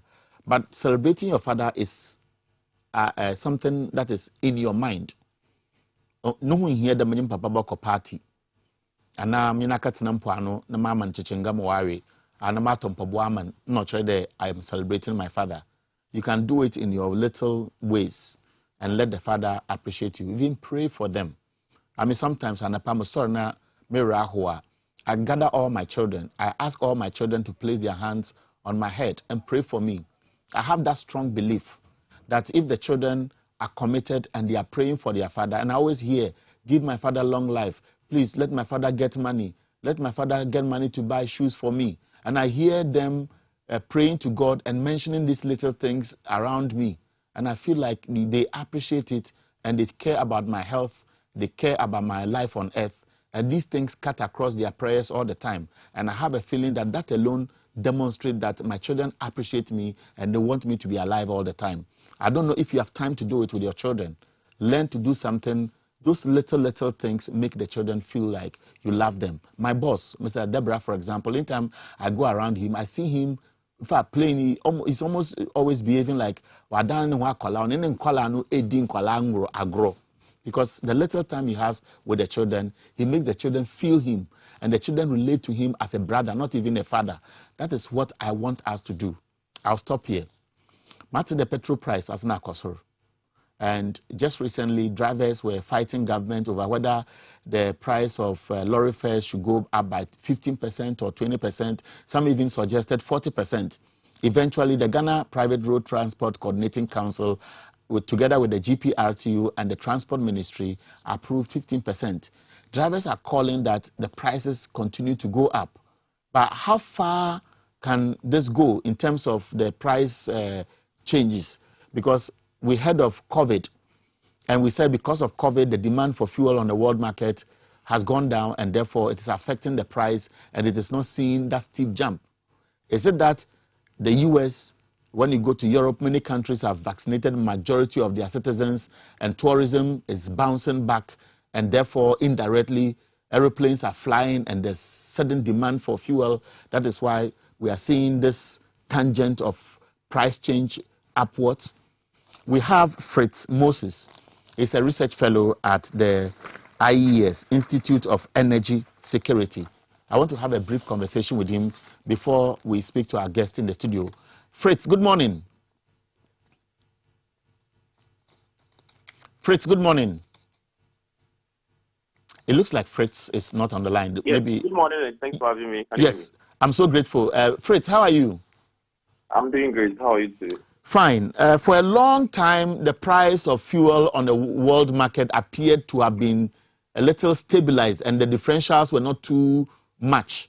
I know the recent adjustment is not too much, but there is the fear factor that if businesses are bouncing back across the globe, the trend may not be that good for some of us in Ghana who are always worried when prices go up. That is very true. I should say that, yes, the prices increase. I mean, now we saw in the beginning of the year, or I mean, let's say from last year, it was not that huge. We saw the prices drop down to about $40 to even $18 in somewhere in April last year per barrel. These were all things that we thought were good. I mean, but then again, with the vaccinations rising and the demand picking up, also we've seen prices rise up to somewhere around $72 even after last week. These are a huge difference that we have seen. But yes, with the expected demand increment, with the fact that summer is nearing and parts of Europe, most parts of Europe and China and Asia and the US would see an increase in demand, the prices are expected to increase. We have seen projections from Bank of America and other international organizations now looking at prices reaching about $80 per barrel within this year. The highest we've gone this year is about $72, and we're saying that the $80 projection is quite possible. Now, even though that's quite possible with the expected demand in the summertime, increase in demand in summertime and all that, we also think that could be dampened with the fact that, one, we are seeing negotiations going on the 2015 Iran nuclear deal, where there's a possibility of a reduction in sanctions on their oil exports. Now, in the event where we are seeing oil exports increase from Iran, that means that we're adding about 2 million barrels of oil to the global oil market. That will mean that at that moment, we are going to see a supply outstrip the demand that we currently have. So the price will automatically drop, isn't it? Exactly, and that's the fear of most bullish market analysts. Now we'll go into the global stage and look at the oil market, but before that, I want to break it down. What does it mean to me as an average Ghanaian? Just some few weeks ago, when the taxes announced the 2021 budget were implemented, we saw drivers, we saw people like the LPG marketers raise issues about some elements of taxes introduced on the price build-up of fuel we buy from the pump. Where are we now? Because government appear to have withdrawn some aspects. Some are saying it has been subtly reintroduced. Where are we now? What do you know? Yes, for now, what we know is that until the new taxes and margins the new levies and the margin increments were introduced, prices were on the Ghanaian markets were largely influenced by the local or the international prices, and of course also the CD-dollar ratio. But then again, with the introduction of the taxes, we saw a substantial jump in prices, about over 12 pesos addition to the prices that we're seeing. Then, yes, there was a drawback or a reduction in some of the margins, the post margin, and then some few other margins, UPPF and other margins that we saw. But then again, for the consumer, an increase usually when the prices are increasing in the international market in a pricing window, we don't see that commensurate increase. I mean, in the exact time too in the local market. Usually the BDCs and OMCs in Ghana would wait for some time to see how markets reacting over a period of say a month or even a month and a half, like we've seen for this period. And so if continually the prices are increasing in the international market and the CD is not gaining any momentum against the US dollar, then we will expect that prices at the various firms would increase because they will also have to increase their costs. Okay. Now, Fritz, before you go, some suspect the petroleum market is being manipulated in Ghana. And so the gradual increment is being deliberately done so that consumers will not feel the impact at a go. But in the long term, they will realize that they would have been paying so much. Is that what you are monitoring? And yes. How do we come out of this? Yes, it is very true. I mean, with the price adjustment formula that we have, and of course the deregulation of the downstream, there was the expectation like what happens in India, where in the immediate times where prices are going up in the international market, you'd expect prices to also go up in the local market. If prices drop in the international market, then you also expect the prices will drop at the local market. But then again, in Ghana, because of the potential the competition between the OMCs to increase their market shares, what usually happens is some of them result to not increasing their prices so that they can increase their market share. Usually, you see most of them looking at the figures of GOIL and the big market shareholders, GOIL, Total, and Shell, to see whether they should also increase their prices. So in the events where prices are increasing on the international market, and GOIL and Shell and the other big oil companies in Ghana do not increase their prices, then most of the other OMCs, the smaller ones, I should say, will be forced to maintain their prices. And so, yes, there's a delay in increments and decrease in prices sometimes in the local market, I mean, in response to international factors. But then again, it's usually due to the market competition that we have in Ghana. Okay. Fritz Moses, you are a research analyst at IES, Institute of Energy Security. Thank you very much for the insight. Thank you. Good. Akwaba. Yeah. My train will have I just say no. So you say encrand the sense you ta na traffic abaku. Na BBS. Ebiana baby what no street in you because there was a street in you and portals na dozo. And na baby out in the street. Street in the name of anon ko. That and so. I'm so why. He's Alexander Chumberma. He's with us in the studio. Dr. Kwekumensa Mauto is still somewhere around, I'm sure around Okpongro thereabout. This traffic in Accra is not easy. I think the challenge is mostly because of the manholes that we have on our streets, not potholes anyway, some of the manholes. And so na kabia dua obi oha we twi ni car no ho anapa. And so I mean, doesn't even make sense to even wash your car in the morning. I mean, it's quite a waste of time. Because we knew office and we said it. But most, you see, it's very frustrating that somebody has shined his car. Shining means you wash your car nicely at home. You step out of the house, and everybody is in a hurry. Yeah. And when it rains, people really, in fact, the potholes become bigger during the rainfall or rainy season. Into bidua obeto nebuase esane poto numu epi on pese basa basa, and it also builds up to the traffic. Of course. And I know they're true. Okay. So Ghana, there, we only see our potholes only when there is, only when it rains. And in Zone Toy, I'm saying I use a potholes.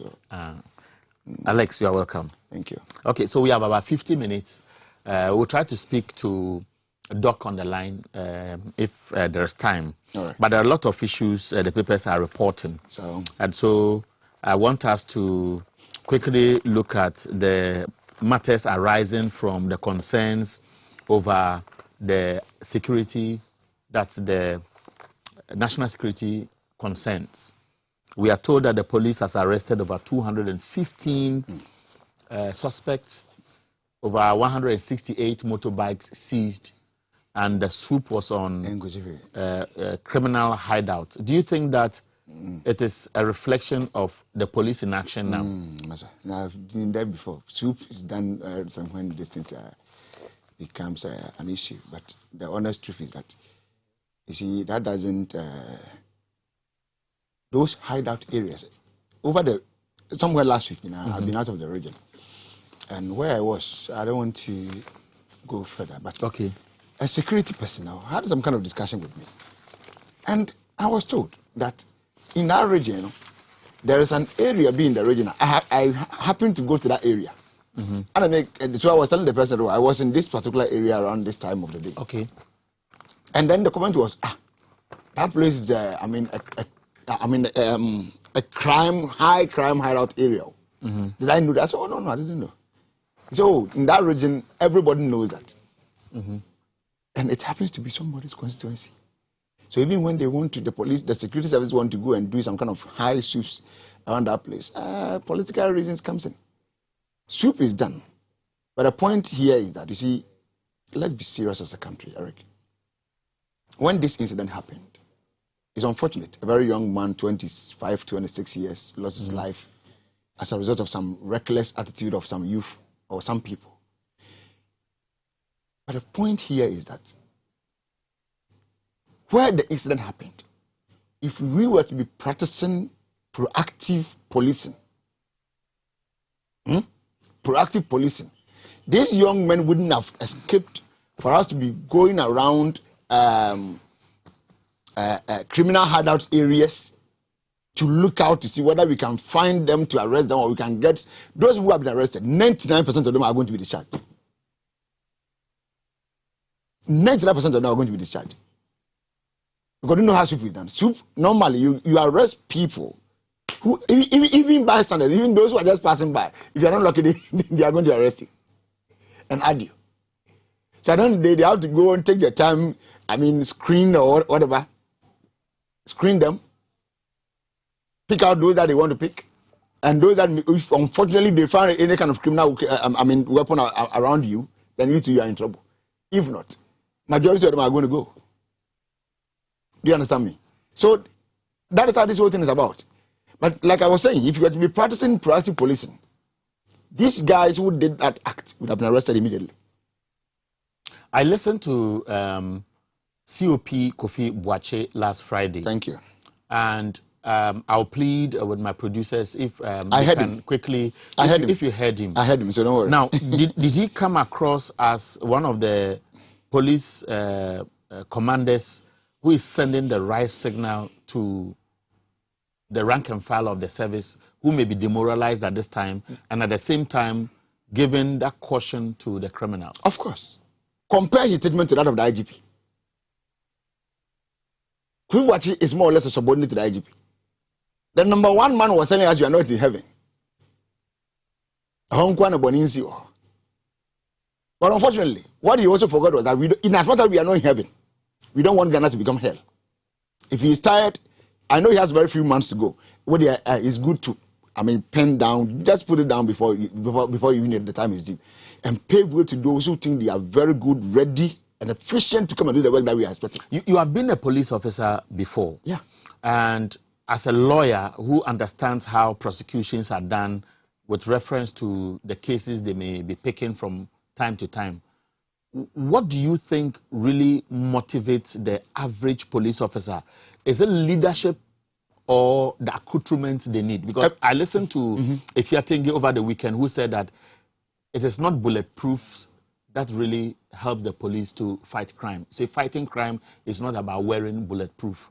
So help us to understand the mood from your thinking as a former officer within the service at this stage, and what really can motivate them to do better. Leadership is one of them. Leadership is a key thing in every institution. Because if the head of the institution isn't efficient enough, it affects those who are beneath. Look at it from this point. Compare the statement that was made by Kofi Boakye to the statement that was made by the IG. Are we not overstretching this? Because no, leadership is not just by what you say when there's a slip at a time. Once a while there's a slip. I can tell you without fear that pronouncement that was made by Kofi Boakye will put criminal activities to a halt within the next months ahead of you. Mark it on the wall. Is it because of him as Kofi Boakye, or because of that is the kind of signal you need to give out to those hoodlums anytime they act. Let them understand that the country is not for them. You are in charge of internal security, and that wherever they find themselves, you will look for them and bring them out. Look at what you did to Atai. Yes, but he mounted billboards upon billboards searching for this young guy. That is history. We started about the approach. Somebody has been gunned down by the police, by armed robbers. Yes. The police, in their attempt to arrest the suspect, are not adopting a strategy that is well informed by leads, but they are just swooping on so-called hideouts which have existed for years, and they are creating a certain impression in the public domain that they are fighting. That is how it has been, or that is how it's normally done. Each time such crimes happens and they are unable to get the people immediately, they normally go to their hideouts to look for them. Because certain leads or certain information can lead you to the point that, okay, we know the people who did it. Because, you know, one thing about these hoodlums are that they are unable to keep secrets to themselves. Everybody around them, very people will get to know that, oh, it was this guy. So that's exactly how Kofi Boakye put it, because we mentioned him and somebody may have missed what he said last Friday. Let's listen to Kofi Boakye briefly. All right. The police service is able and capable and has the ability to arrest these criminals. And I'm at this point, on the behalf of the Inspector General of Police and the police administration, assuring everybody in the nation that these criminals, especially those who committed last week's crime, and all others who have committed such crime in recent times, are going to be arrested soon. And when I say soon, they will be arrested soon. So was Kofi Boakye, COP, a good friend of mine, just bragging, or he speaks without authority and therefore it is motivational enough for the rank and file of the service? Of course. And if, in your opinion, these swoops really are relevant, it has become a norm. And so the criminals know that, oh, once something has happened in Accra or Kumasi, and most of the time they will say, oh, we found drugs, as the police is saying, and some other things that are not supposed to be used. Yeah, that's what, you see, I was telling you that it's because they could not get the people on spot. But you see, if you were to be practicing that kind of, proactive policing, okay, and not reactive policing, you could have gotten them immediately. Why am I using the word proactive policing? Some years back or some few months ago, we used to have visibility policing. The rationale is that police were seen around certain vantage points. So whenever you are driving on the road, like wherever I was coming from, towards your place here, I would have seen like visibility points, let's say like 4 or 5 on the way. What it means is that once a crime is committed at one spot, by the time you cross to the other one, those there would have accosted you. Do you understand? But now, the one illness that transcends in police service is that when one IGP does something which is very efficient and the person leaves, or even when one officer does something which is very efficient and the person leaves, it leaves with him. Why should it be Al-Hassan was the one who commenced this entire thing of visibility policing. Once Mr. Al-Hassan was going, immediately that thing ended. Does this suggest that the level of division or conflict at the hierarchy of the police service is such that people don't see themselves as part of the crime combat policy you may have, and so once you leave with it and another set want to do their own thing? Is that the picture you want to paint about the whole hierarchy thing of the service? It's more or less, I may agree with you in a way, because it happens to be that when I come in as IGP, I come in with my own strategy and everything.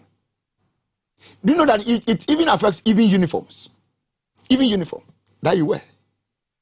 An IGP will come and bring a particular type of uniform, and when he's leaving, and the next IGP can tell you, I don't want you to be wearing this kind of uniform. Is it because of money or because of political? Eric, how can you even attribute this to money? Because it was our own money. Because it doesn't make sense. I listened to the former executive secretary to then IGP David Asante appear to. Exactly, Mr. Tu. And he said around 2013, 2014, there was a survey. And the survey wanted to look at how they can improve policing. So there was a policy document that was there. That policy document, as he spoke, has been abandoned, just like what you have said. Perfect. So then it means that we don't have to blame politicians for creating the problems we have today. That is why I'm not mentioning any politician's name in this matter that we are discussing.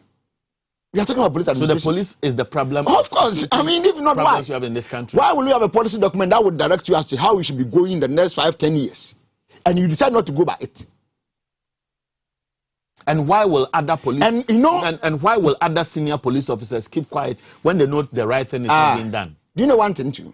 When that policy document was being drafted, if it was done under Apietu, then it means Opombwenu was aware. It was done before Apietu. Either way, Opombwenu is aware, because Opombwenu has been a commissioner, the ranks of assistant commissioner upwards for some time now. He has been director legal, he has been director of human resources, severally. I mean, he has rose through the ranks. So he knew. When the national security put together a document about the assessment of the security situation in the country, they made reference to the police service. And I saw in that document a semblance of the need for restructuring of the entire service. Is it appropriate now? Of course, you need to restructure the service. And what kind of restructure would you recommend, because you have been an officer before? Of the restructuring is that we need to have proactive policing.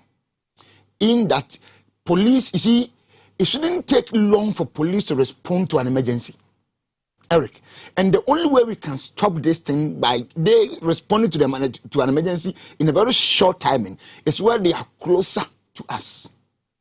Where closer to us means? Closer to us means that that era of visibility policing should come and it should be strengthened. So that is one. It should be strengthened. There should be enough men for it, and they should be placed at several vantage points. What started the regime where 80% of police officers are just sitting at the barracks, just sitting, relaxing, and you see a few men out there because they are on duty? What led to that regime, and is it something that can change beyond the visibility you are talking about? You see, you've taken me back again, and I'll mention the name of Mr. Kofi Boakye again. When he was in the Ashanti region, he said, policing is not sitting in your office. The work is on the field. So he didn't agree to the fact that you go to an office and you find like 5 policemen in one office doing that more or less administrative work. No. You go to the field. And you and I will agree. You can check it for the records. Check whether the crime rate in Ashanti region was on ascendancy when he was in the region, or it was very low. Check it out yourself. I've thrown the challenge to anybody watching us or listening to us to also check. How was it like? So that is one. It leads to another challenge people have always talked about, maybe not very openly, about the placement of square pegs in round holes. And so you have mentioned Kofi Boakye. There are several of the police officers there. I may not be able to mention names immediately, but there are very fine officers who, for some reason or the other, are placed at portfolios or positions where you can't really feel the reason why they were supposed to be where they are. I have the understanding that if you go through recruitment and then you go through the depots, they have a way of selecting some of the officers who should go to CID or who should go to other departments. Okay, I can explain that. The whole process is now compromised to the extent that you may not find the very intelligent, sharp officers who may go to CID, for example, and so you don't see policing as efficient as it should be. I stand to be corrected, but as it stands now, I don't know. But I knew that to go to CID, you must, at your training, it's always the first. At first, it was the first 10. That is the one at the end of your training, at the end of your final exams. The one who take the first position, second, third, fourth to 10th, will go to CID headquarters. At some point, they brought it to first 5. I don't know whether it still sounds the same. It is still the same. The first 5. Okay, why? No, the first 10, maybe now 16 regions. So yeah, because they were sent to the regions. Yeah, I'm coming. The positions are done according to your rank. I mean, your positions. So if you want to be, go to a very good place. Just try to do very well in everything that you are doing. Myself, I found myself within the city just because of maybe my position that I had. You understand? So the first 10 will move, or the first 5 will move to the CID headquarters. Then, if it's about the first 5, then the 6, 7 upwards will go to, let's say, they will bring you to either the headquarters or maybe Accra region. And it will be following in that order. You understand me? My first position, I think I was in Tema. Before then, back to Accra. So, for me, that is where I found myself throughout the period that I was in. Now, what happens is that you only get... Even when they are being sent to other regions, they look at your position and they still place you in the various district, divisional, station CIDs so that they can get expertise from you. And now, to be honest with you, there are very young graduates who have even, reduced their level of qualification and joined this. I know one, I was speaking to one of them over the week, and then I reckoned that she even had a first degree in psychology. But I was so glad, you know why? Because I found her to be with the CID. And I said, wow, with your qualification as a psychology, first degree holder in psychology, and being at the CID is perfect. So it blends. So if you look at the front page of the Ghanaian Times, you look at Daily Graphic and so on, even the Chronicle I have here, the president is quoted to have spoken about terrorist threats here and there within the sub-region. Yeah. Just last week, we saw the police internal memo which cautioned or alerted commanders within the Northern Belt about an imminent attack. We believe that men are on the ground to stop that. But as I listened to Dr. Nyaho Tamaklo over the weekend, when he had a conversation with Mugabe Mase, and bear in mind he's also worked within the security agencies, Ghana Armed Forces before. I know. I get the impression of worried former security couples about the future of this country because things are getting worse by the day. At what stage can the police give me the assurance? Kofi Boakye's kind of statement or action on the ground and not swoops? Is the two. Action coupled with the statement that comes out. You see, it goes together. As you talk, you must just, then the next thing after your talk is that walk the talk. Whatever you said, let it manifest. Let's see the actions following your talk. And then people will now feel that, yes, something is happening. You understand? There was a saying, I don't know how true it was, but that even when Kofi was in Ashanti, the entire criminals in Ashanti region, they all ran away and left the region. That once this guy is in this town, everybody should be careful because for him, anything that you do, he'll look for you. You understand? Because Kofi is the kind that can say that, oh, this thing happened here. Let's go and look for this particular people and then we can get them. You understand? So we need people who will be very proactive. Okay? The IGP statement, again, I'll come to it. was wrong. And you know why? It was wrong because of even where he was standing. The home of the police officer who has lost his life. Okay? At that moment, it should be words of encouraging, condolence, consoling the family, consoling the service personnel. Because now, if you put any constable, any corporal, any sergeant, even some inspectors are even in ambulance vans, in this kind of pickups to go around, they are afraid of their lives. I've heard people say, they need bulletproof, and for that I will agree with the Triatinge in the sense that it's not always about the bulletproof, because look at the picture very well. The gentleman was not shot in the chest. So even if I'm wearing bulletproof vest. No, but the bulletproof automatically, if you listen to the average person who may not understand how the police must be seen protecting himself, obviously will go with the helmet. So the bulletproof is just by way of talking about what they need. But we are talking about helmet. And okay, so you wear a helmet. Is your neck also covered with a helmet? Are you not oversimplifying this?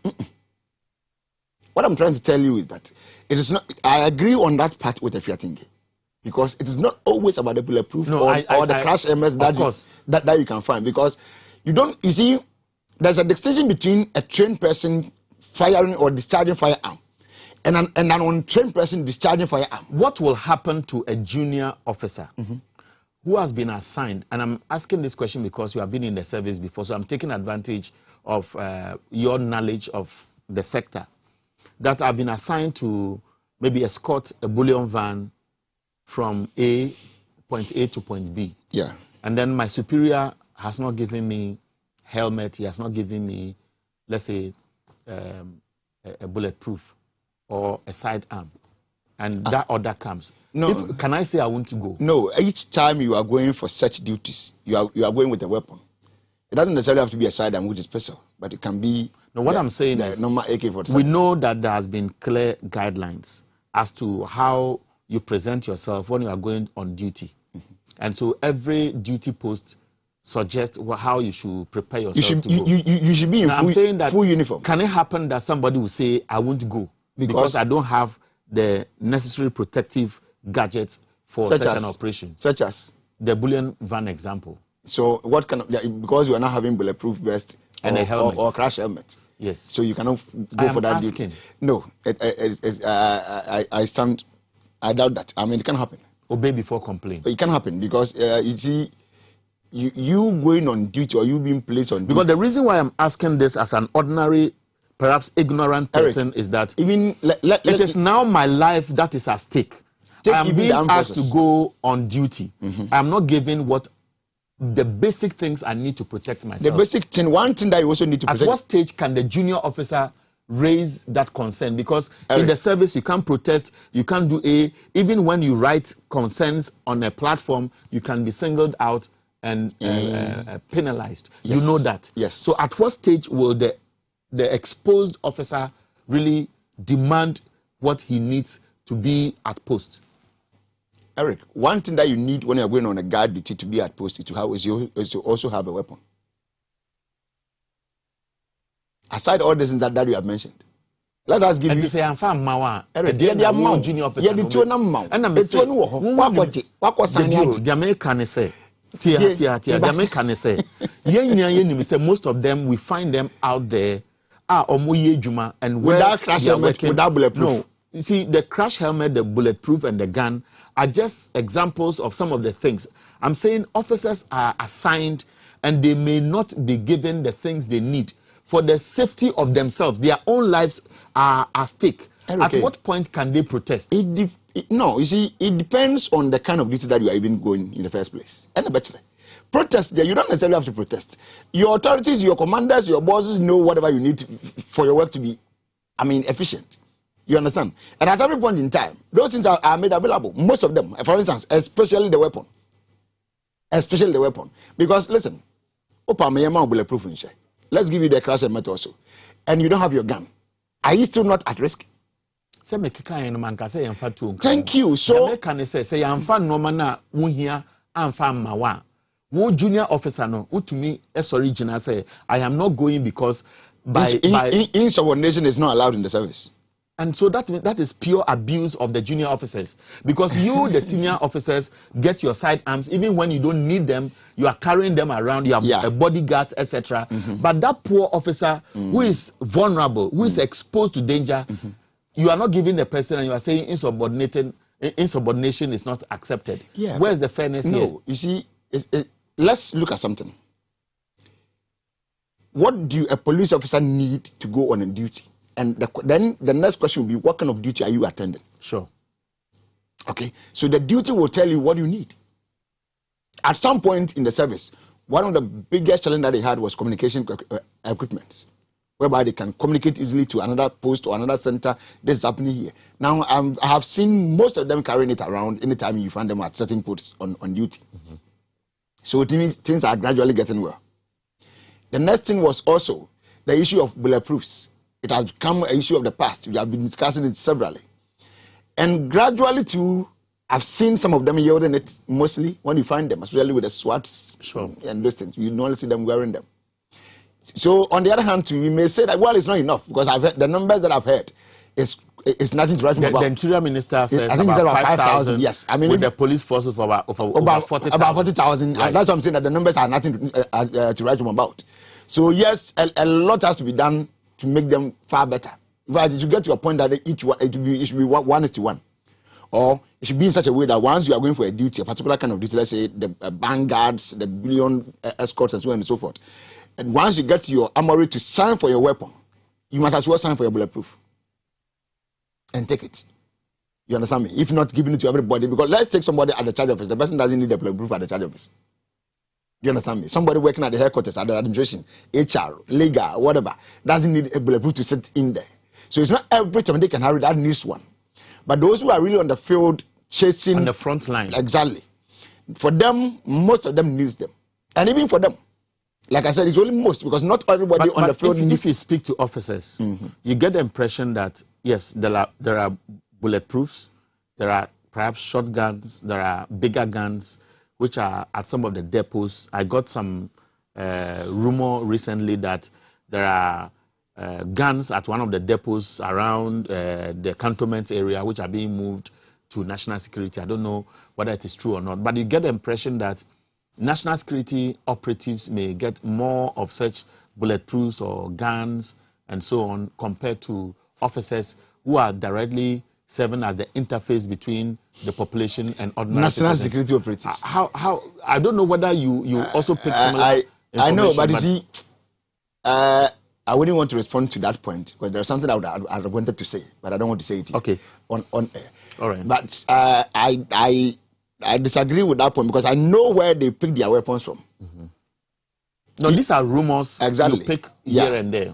It's not all that you may pick that may be true, but to the best of my knowledge, if things have been changed and it's still the same, I doubt the last statement that you make. Okay, so now let's move on. I'm sure you know that Census Night is June 27. Yesterday, the government statistician spoke to the media and gave us a very positive impression that the listing of the various structures across the country, 80% done. They are using remote sensing and other sophisticated methods to ensure that the exercise becomes successful. I'm in the studio with Alexander Chum Berima. He's a legal practitioner. He has also been a police officer before. He's a lecturer, I know, and he's also very smart. And today, the two of us are having our breakfast. Alex, the census is just days away. No, just clear something from you. Did you say they are using sophisticated methods? That's GPS, I don't know what word to use. That's a lie. They are using what sophisticated. I met one of them in Western Region, some bush. You know where the girl was working? I had a discussion with her. She was working in one bush, looking for uncompleted buildings and so on and so forth, where we use chalk to write on, and they are sitting here telling that they are using sophisticated. What kind of sophisticated thing is that? Oh, I was blind, I didn't see what. They should stop this. Alex, at the end of the day, they are saying that... Eric, you see, this is what I don't like about it. At this point, I thought we were not going to hit these our politicians, but they are bringing themselves up. How can you lie to us? What kind of sophisticated thing is that? Do you know a place called... Wait, I'm going to give you the location. There's a place called is Agunam Kwanta or something, just from Takrady to Elubo Road. Okay, I know. That's Agona Kwanta, the junction where you branch off towards Takwa Main Road, and then where you use the Lubo stretch towards this cove, and then you move on. Thank you. I was there somewhere last week, and I met one lady walking through some bush, and I was like, I saw her wearing some vest, blue. Exactly. Vest. So I decided to chat her, and I was, madam, so what are you doing here? Are you counting people? So they are now, listing the houses or something, numbering the houses to start it. I said, okay, so where are you going to? So, he's moving from one block or one building to the other. And where I was working, she was walking through some bush, entering one uncompleted building. In fact, it was not even roofed. She was going to that building and not going to number it. And now you are talking of sophisticated machines. Of course, whether they may be using the most sophisticated gadgets. They are not using any most sophisticated, because those sophisticated things should be going to rather the rural folks.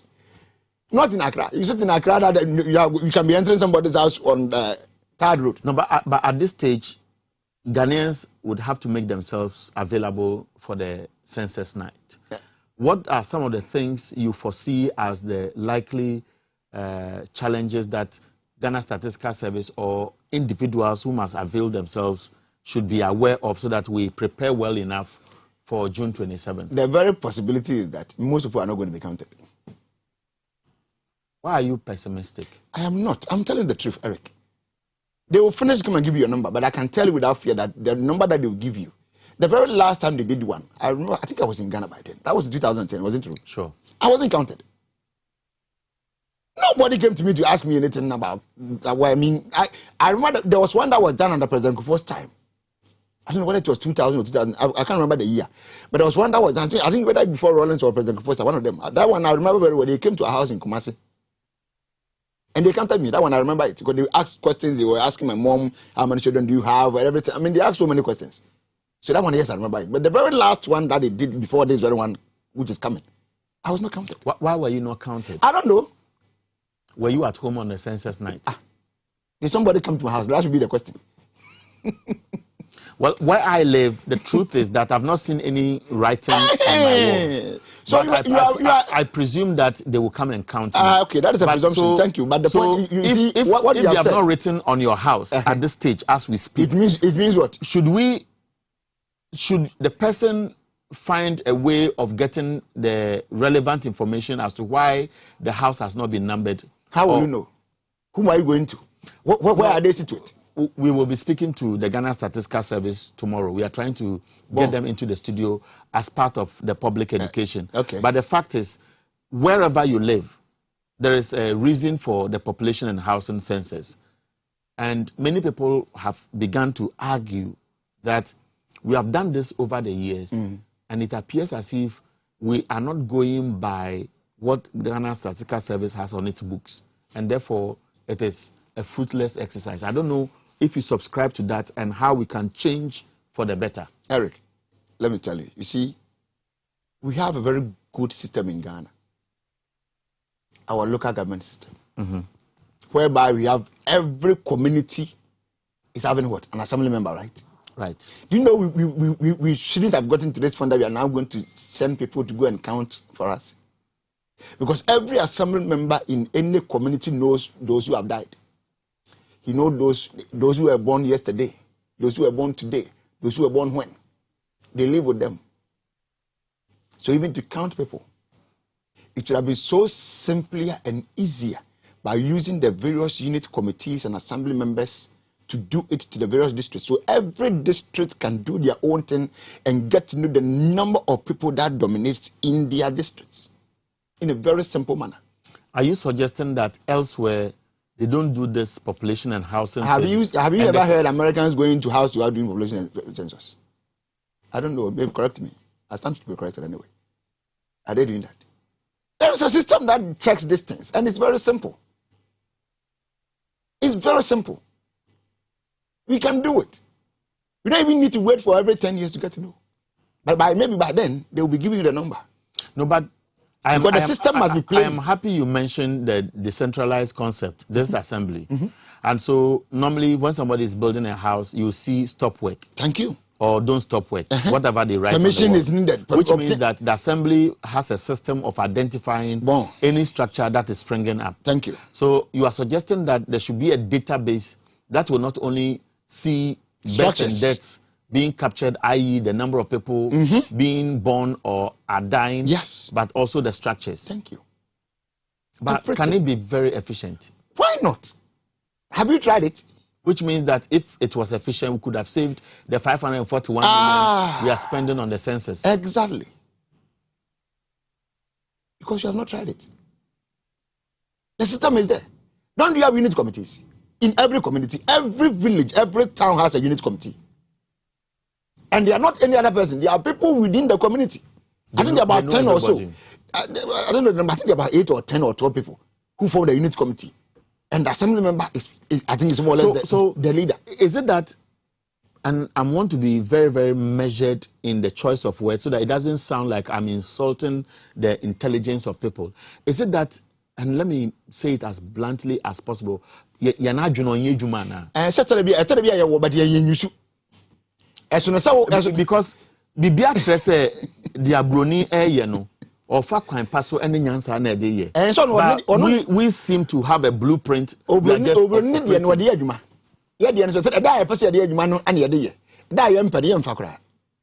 because you are simplifying it, and I'm getting a totally different picture. I am telling you. But Ghana Statistical Service will say no. Maybe you don't understand census and populations. Now census you understand? And anyone now can now they make understand.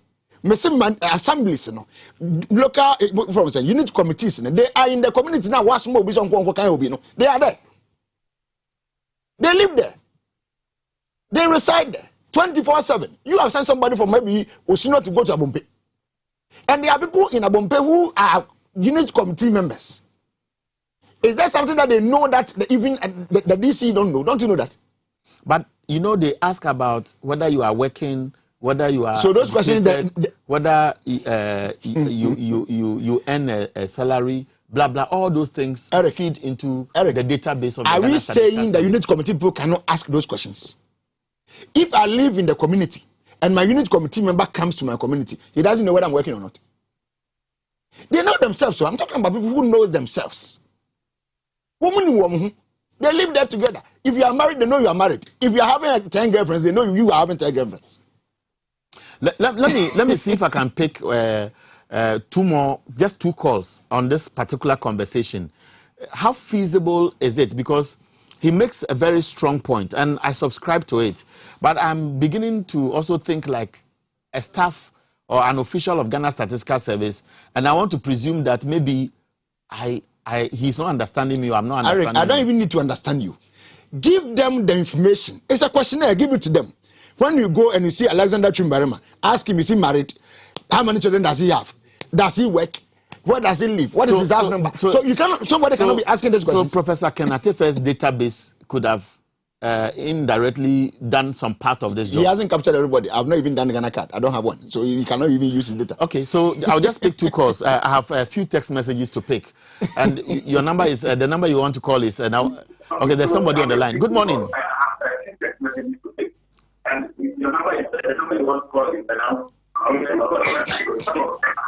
Hello, good morning. Yeah, good morning. Please, I want you to reduce the volume on your TV set while you join this conversation. Yeah, Alex, we're making a submission while we wait for him to join us. What I'm saying is that the structure is there. Let's just go for it. Try it and see how it will work. Okay, let me hear what this gentleman will say. Good morning. Hello. Yeah, good morning. Good morning. Yeah, we are looking at the population and housing census. Good morning, sir. Yes, good morning, sir. Make your submission, sir.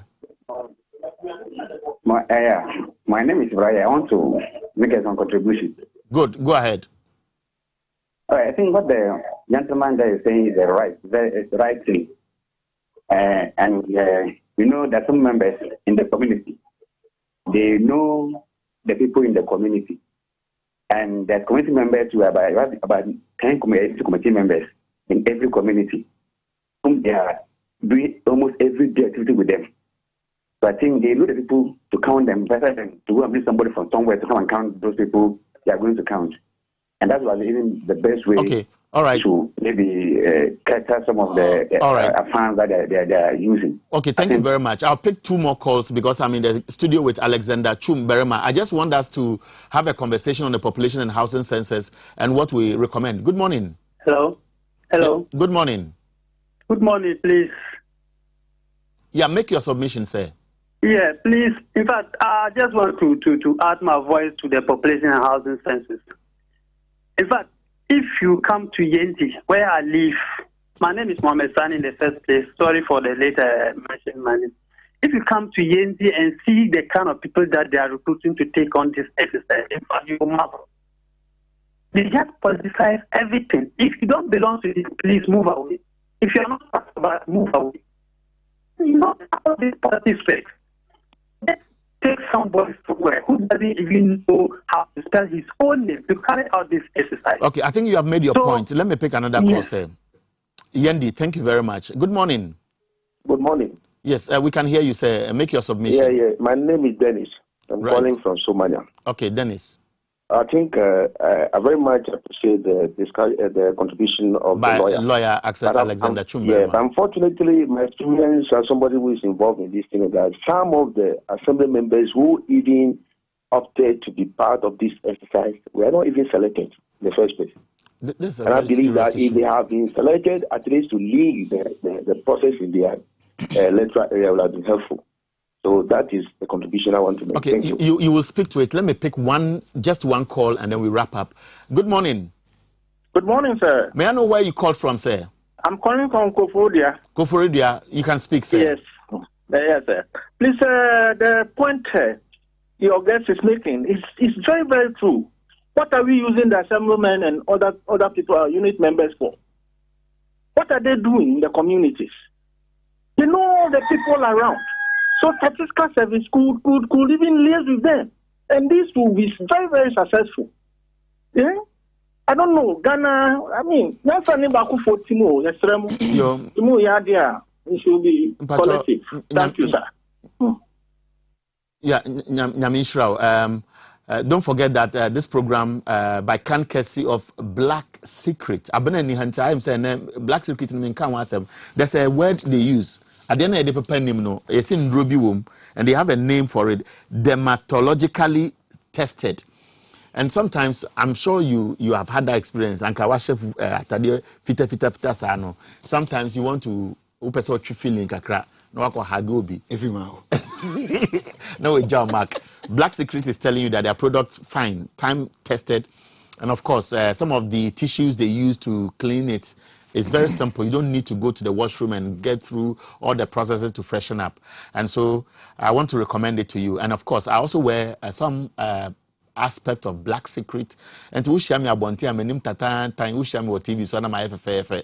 Then you know Black Secret na here. And after that, you must also remember that you need to take X natural mineral water. The scientists or the health practitioners will tell you need some quantity of water in your body, especially if you take it very early in the morning, first thing in the morning. Just freshen up, look very hydrated, and stay strong and healthy. And so I recommend these 2 products to you because they are part of what we bring to you on TVXYZ morning update every day, 6:30 to 9 o'clock. Alex, there is one of the persons who raised a very serious issue. One, they are commending you for this brilliant idea, and I'm sure that it should begin to form part of national discourse going forward. Second is, assemblymen applied to be census officials and they were not recruited. Thank you. 2, somebody called from Yendi that, look, if you look at the caliber of people, partisan basis. because they are going to ask questions, and sometimes you are going to meet uneducated people and they may not understand your question, and you need that level of, experience to be able to appreciate what the people are saying, to know where to put the information. Otherwise, they will just fill the forms. I leave that to you. Yes. So it comes back to the same point I was trying to make. And I'm glad they all shared to that opinion. Because, Eric, that is where it will take me to the point I said, I didn't hear you. See the bed man and see a different matter. But as to whether we are going to use it, it's also fanciful back at a bora now, Yabadi. And no, dear, a crown and a mouth. And the Shia na woman could do be a fool, woman Mako. ana makono omkam wonu motogu omkam wonu motogu na ne ba no ba akubusare maame se ade a yawi asenye de wo se enye ne denti ne yawi ne mo abro sanity I'm so what Nekra said that. What Nekra? Hey, lawyer. Bro. Happy Father's Day. Thank you. Let me read some text messages. This one says, let me just go through them quickly. Good morning, Mr. Host. Please ask the 2021 census officers when they are going to pay us our 30%, that's 30% of our money, as they said, will be paid. And this has been going on. Some of the census instructors or officials are complaining about non-payment. If they are not highly motivated, like it happened to the EC, people were recruited, used, and months after they are crying for payment to be done. If people are not committed on the ground, it can affect the output of what they are supposed to do, as Alexander Chumberema said. In opposition, Nana Akufo-Addo promised to protect the national purse, avoid reckless borrowing, create more jobs and better living conditions for Ghana. But in government, he's recklessly borrowed over 170 billion, vindictively collapsed people's jobs and rendered hundreds of thousands jobless, created unprecedented levels of hardship, and it goes on and on. Tomla from Mankraso sent this text message. Sam Boache from Asamanka says, fellow Ghanaians, our country in Ghana is in safe hands of the President Akufo-Addo, and so let's ignore all the propaganda circulating in our media about the so-called private jet hiring, and please let's not hesitate to inform the police any information we have that threatens the security of the state. Jesse Bahene Abeka sent this. It says the current trend of insecurity in the country is worrying and the security services should be swift in their dealings. However, let us have faith in President Akufo-Addo, and he remains committed to protecting us and ensuring that Ghanaians are safe. This one says, may what you carry for 2021 that have the name of the Lord on them never die because of the challenges. Well, it's a motivational message, so it just came. This one says, service on your channel is most of the time not available on my TV set. Okay, so maybe you may have to retune your TV set. So just retune and then see if the problem exists. Just let us know again. Rescan your TV set. Thank you, producers, for helping with the right word. Now, fuel prices were increased yesterday again. Why can't government do something about it? Why is Tor not working for the past 5 years? Meanwhile, we have oil in this country. Mr. Incompetent President, you have failed the country, and I can say that you have just disappointed us. Regards to Nitaki, Anyinjaku, and Magdi Jibril. That's the message. I want to read two more, then you wrap up, say. From Masaudu in Kumasi, President Akufo-Addo's government will continue to roll out social interventions that will provide equal opportunity for development for all Ghanaians to improve their living standards. Ghana is working again, hashtag, in regards to Alhaji Baumia, the Vice President. And the last one, Bosheba says, President Akufo-Addo must be vigilant in the selection of MMDCs and reappoint those who are working hard, and it goes on and on. Before you go, we didn't have much time because we are yet to see how it will, the trip will be like. President Akufo-Addo is on a trip to Northeast. Yesterday, I saw something on the Ministry of Information's website that is even going to Upper East. Some are saying that for him and Baumia to travel at the same time is an indirect way of marketing Dr. Baumia at the disadvantage of other presidential aspirants in the MPP who he says should stop campaigning. We don't have much time. They are going on a tour of Northeast. The two of them. They are starting the two of them together from tomorrow. In one region. In one. Anyway, under this government, some certain things are not too shocking or surprising because what time as well? Yes, in normal circumstance, you hardly see the president and the vice going on a tour in one region. And there's security implications. Of course, because see, there's a reason why normally we separate them. What I say, so that in the event of something, I mean, one is there or something. I mean, I'm not calling for any odd thing to happen anyway, but you don't normally get the two of them all going on one trip. But say, I wouldn't be surprised that it's a platform because I mean I know that he is in support of. Okay, Baumia. I'm sure by next Monday when you will join us, we would have put together all what they will be doing. Now, yeah, they know. Normally, the president normally I commission new money, but why be there? Almost say Obe Commission normal regional coordinating council and then Obe Wale he will be at Nairobi's Palace and so on. Yeah. Yo. But you see, your time is up. The days. All right. You take it from us. Okay. So congratulations to all fathers on behalf of the entire production team, TV XYZ, and of course Xyz TV, which also carried our feed. Everybody want to say thank you to Chief Julius Debra. Mr. Julius Debra. Exactly. Obi say Father's Day. Papa no only baby in Chemi, but I see him as a father. Of course. In fact, I mean, father is not by age. Father is not by age. No, we two for do you know that? No, we chow talk. Father is not by age. But sometimes I can age no so bow. David. Father is not by age. Time aso. Your friend America here. Nyamia do much na ebesia. Abena besia much na.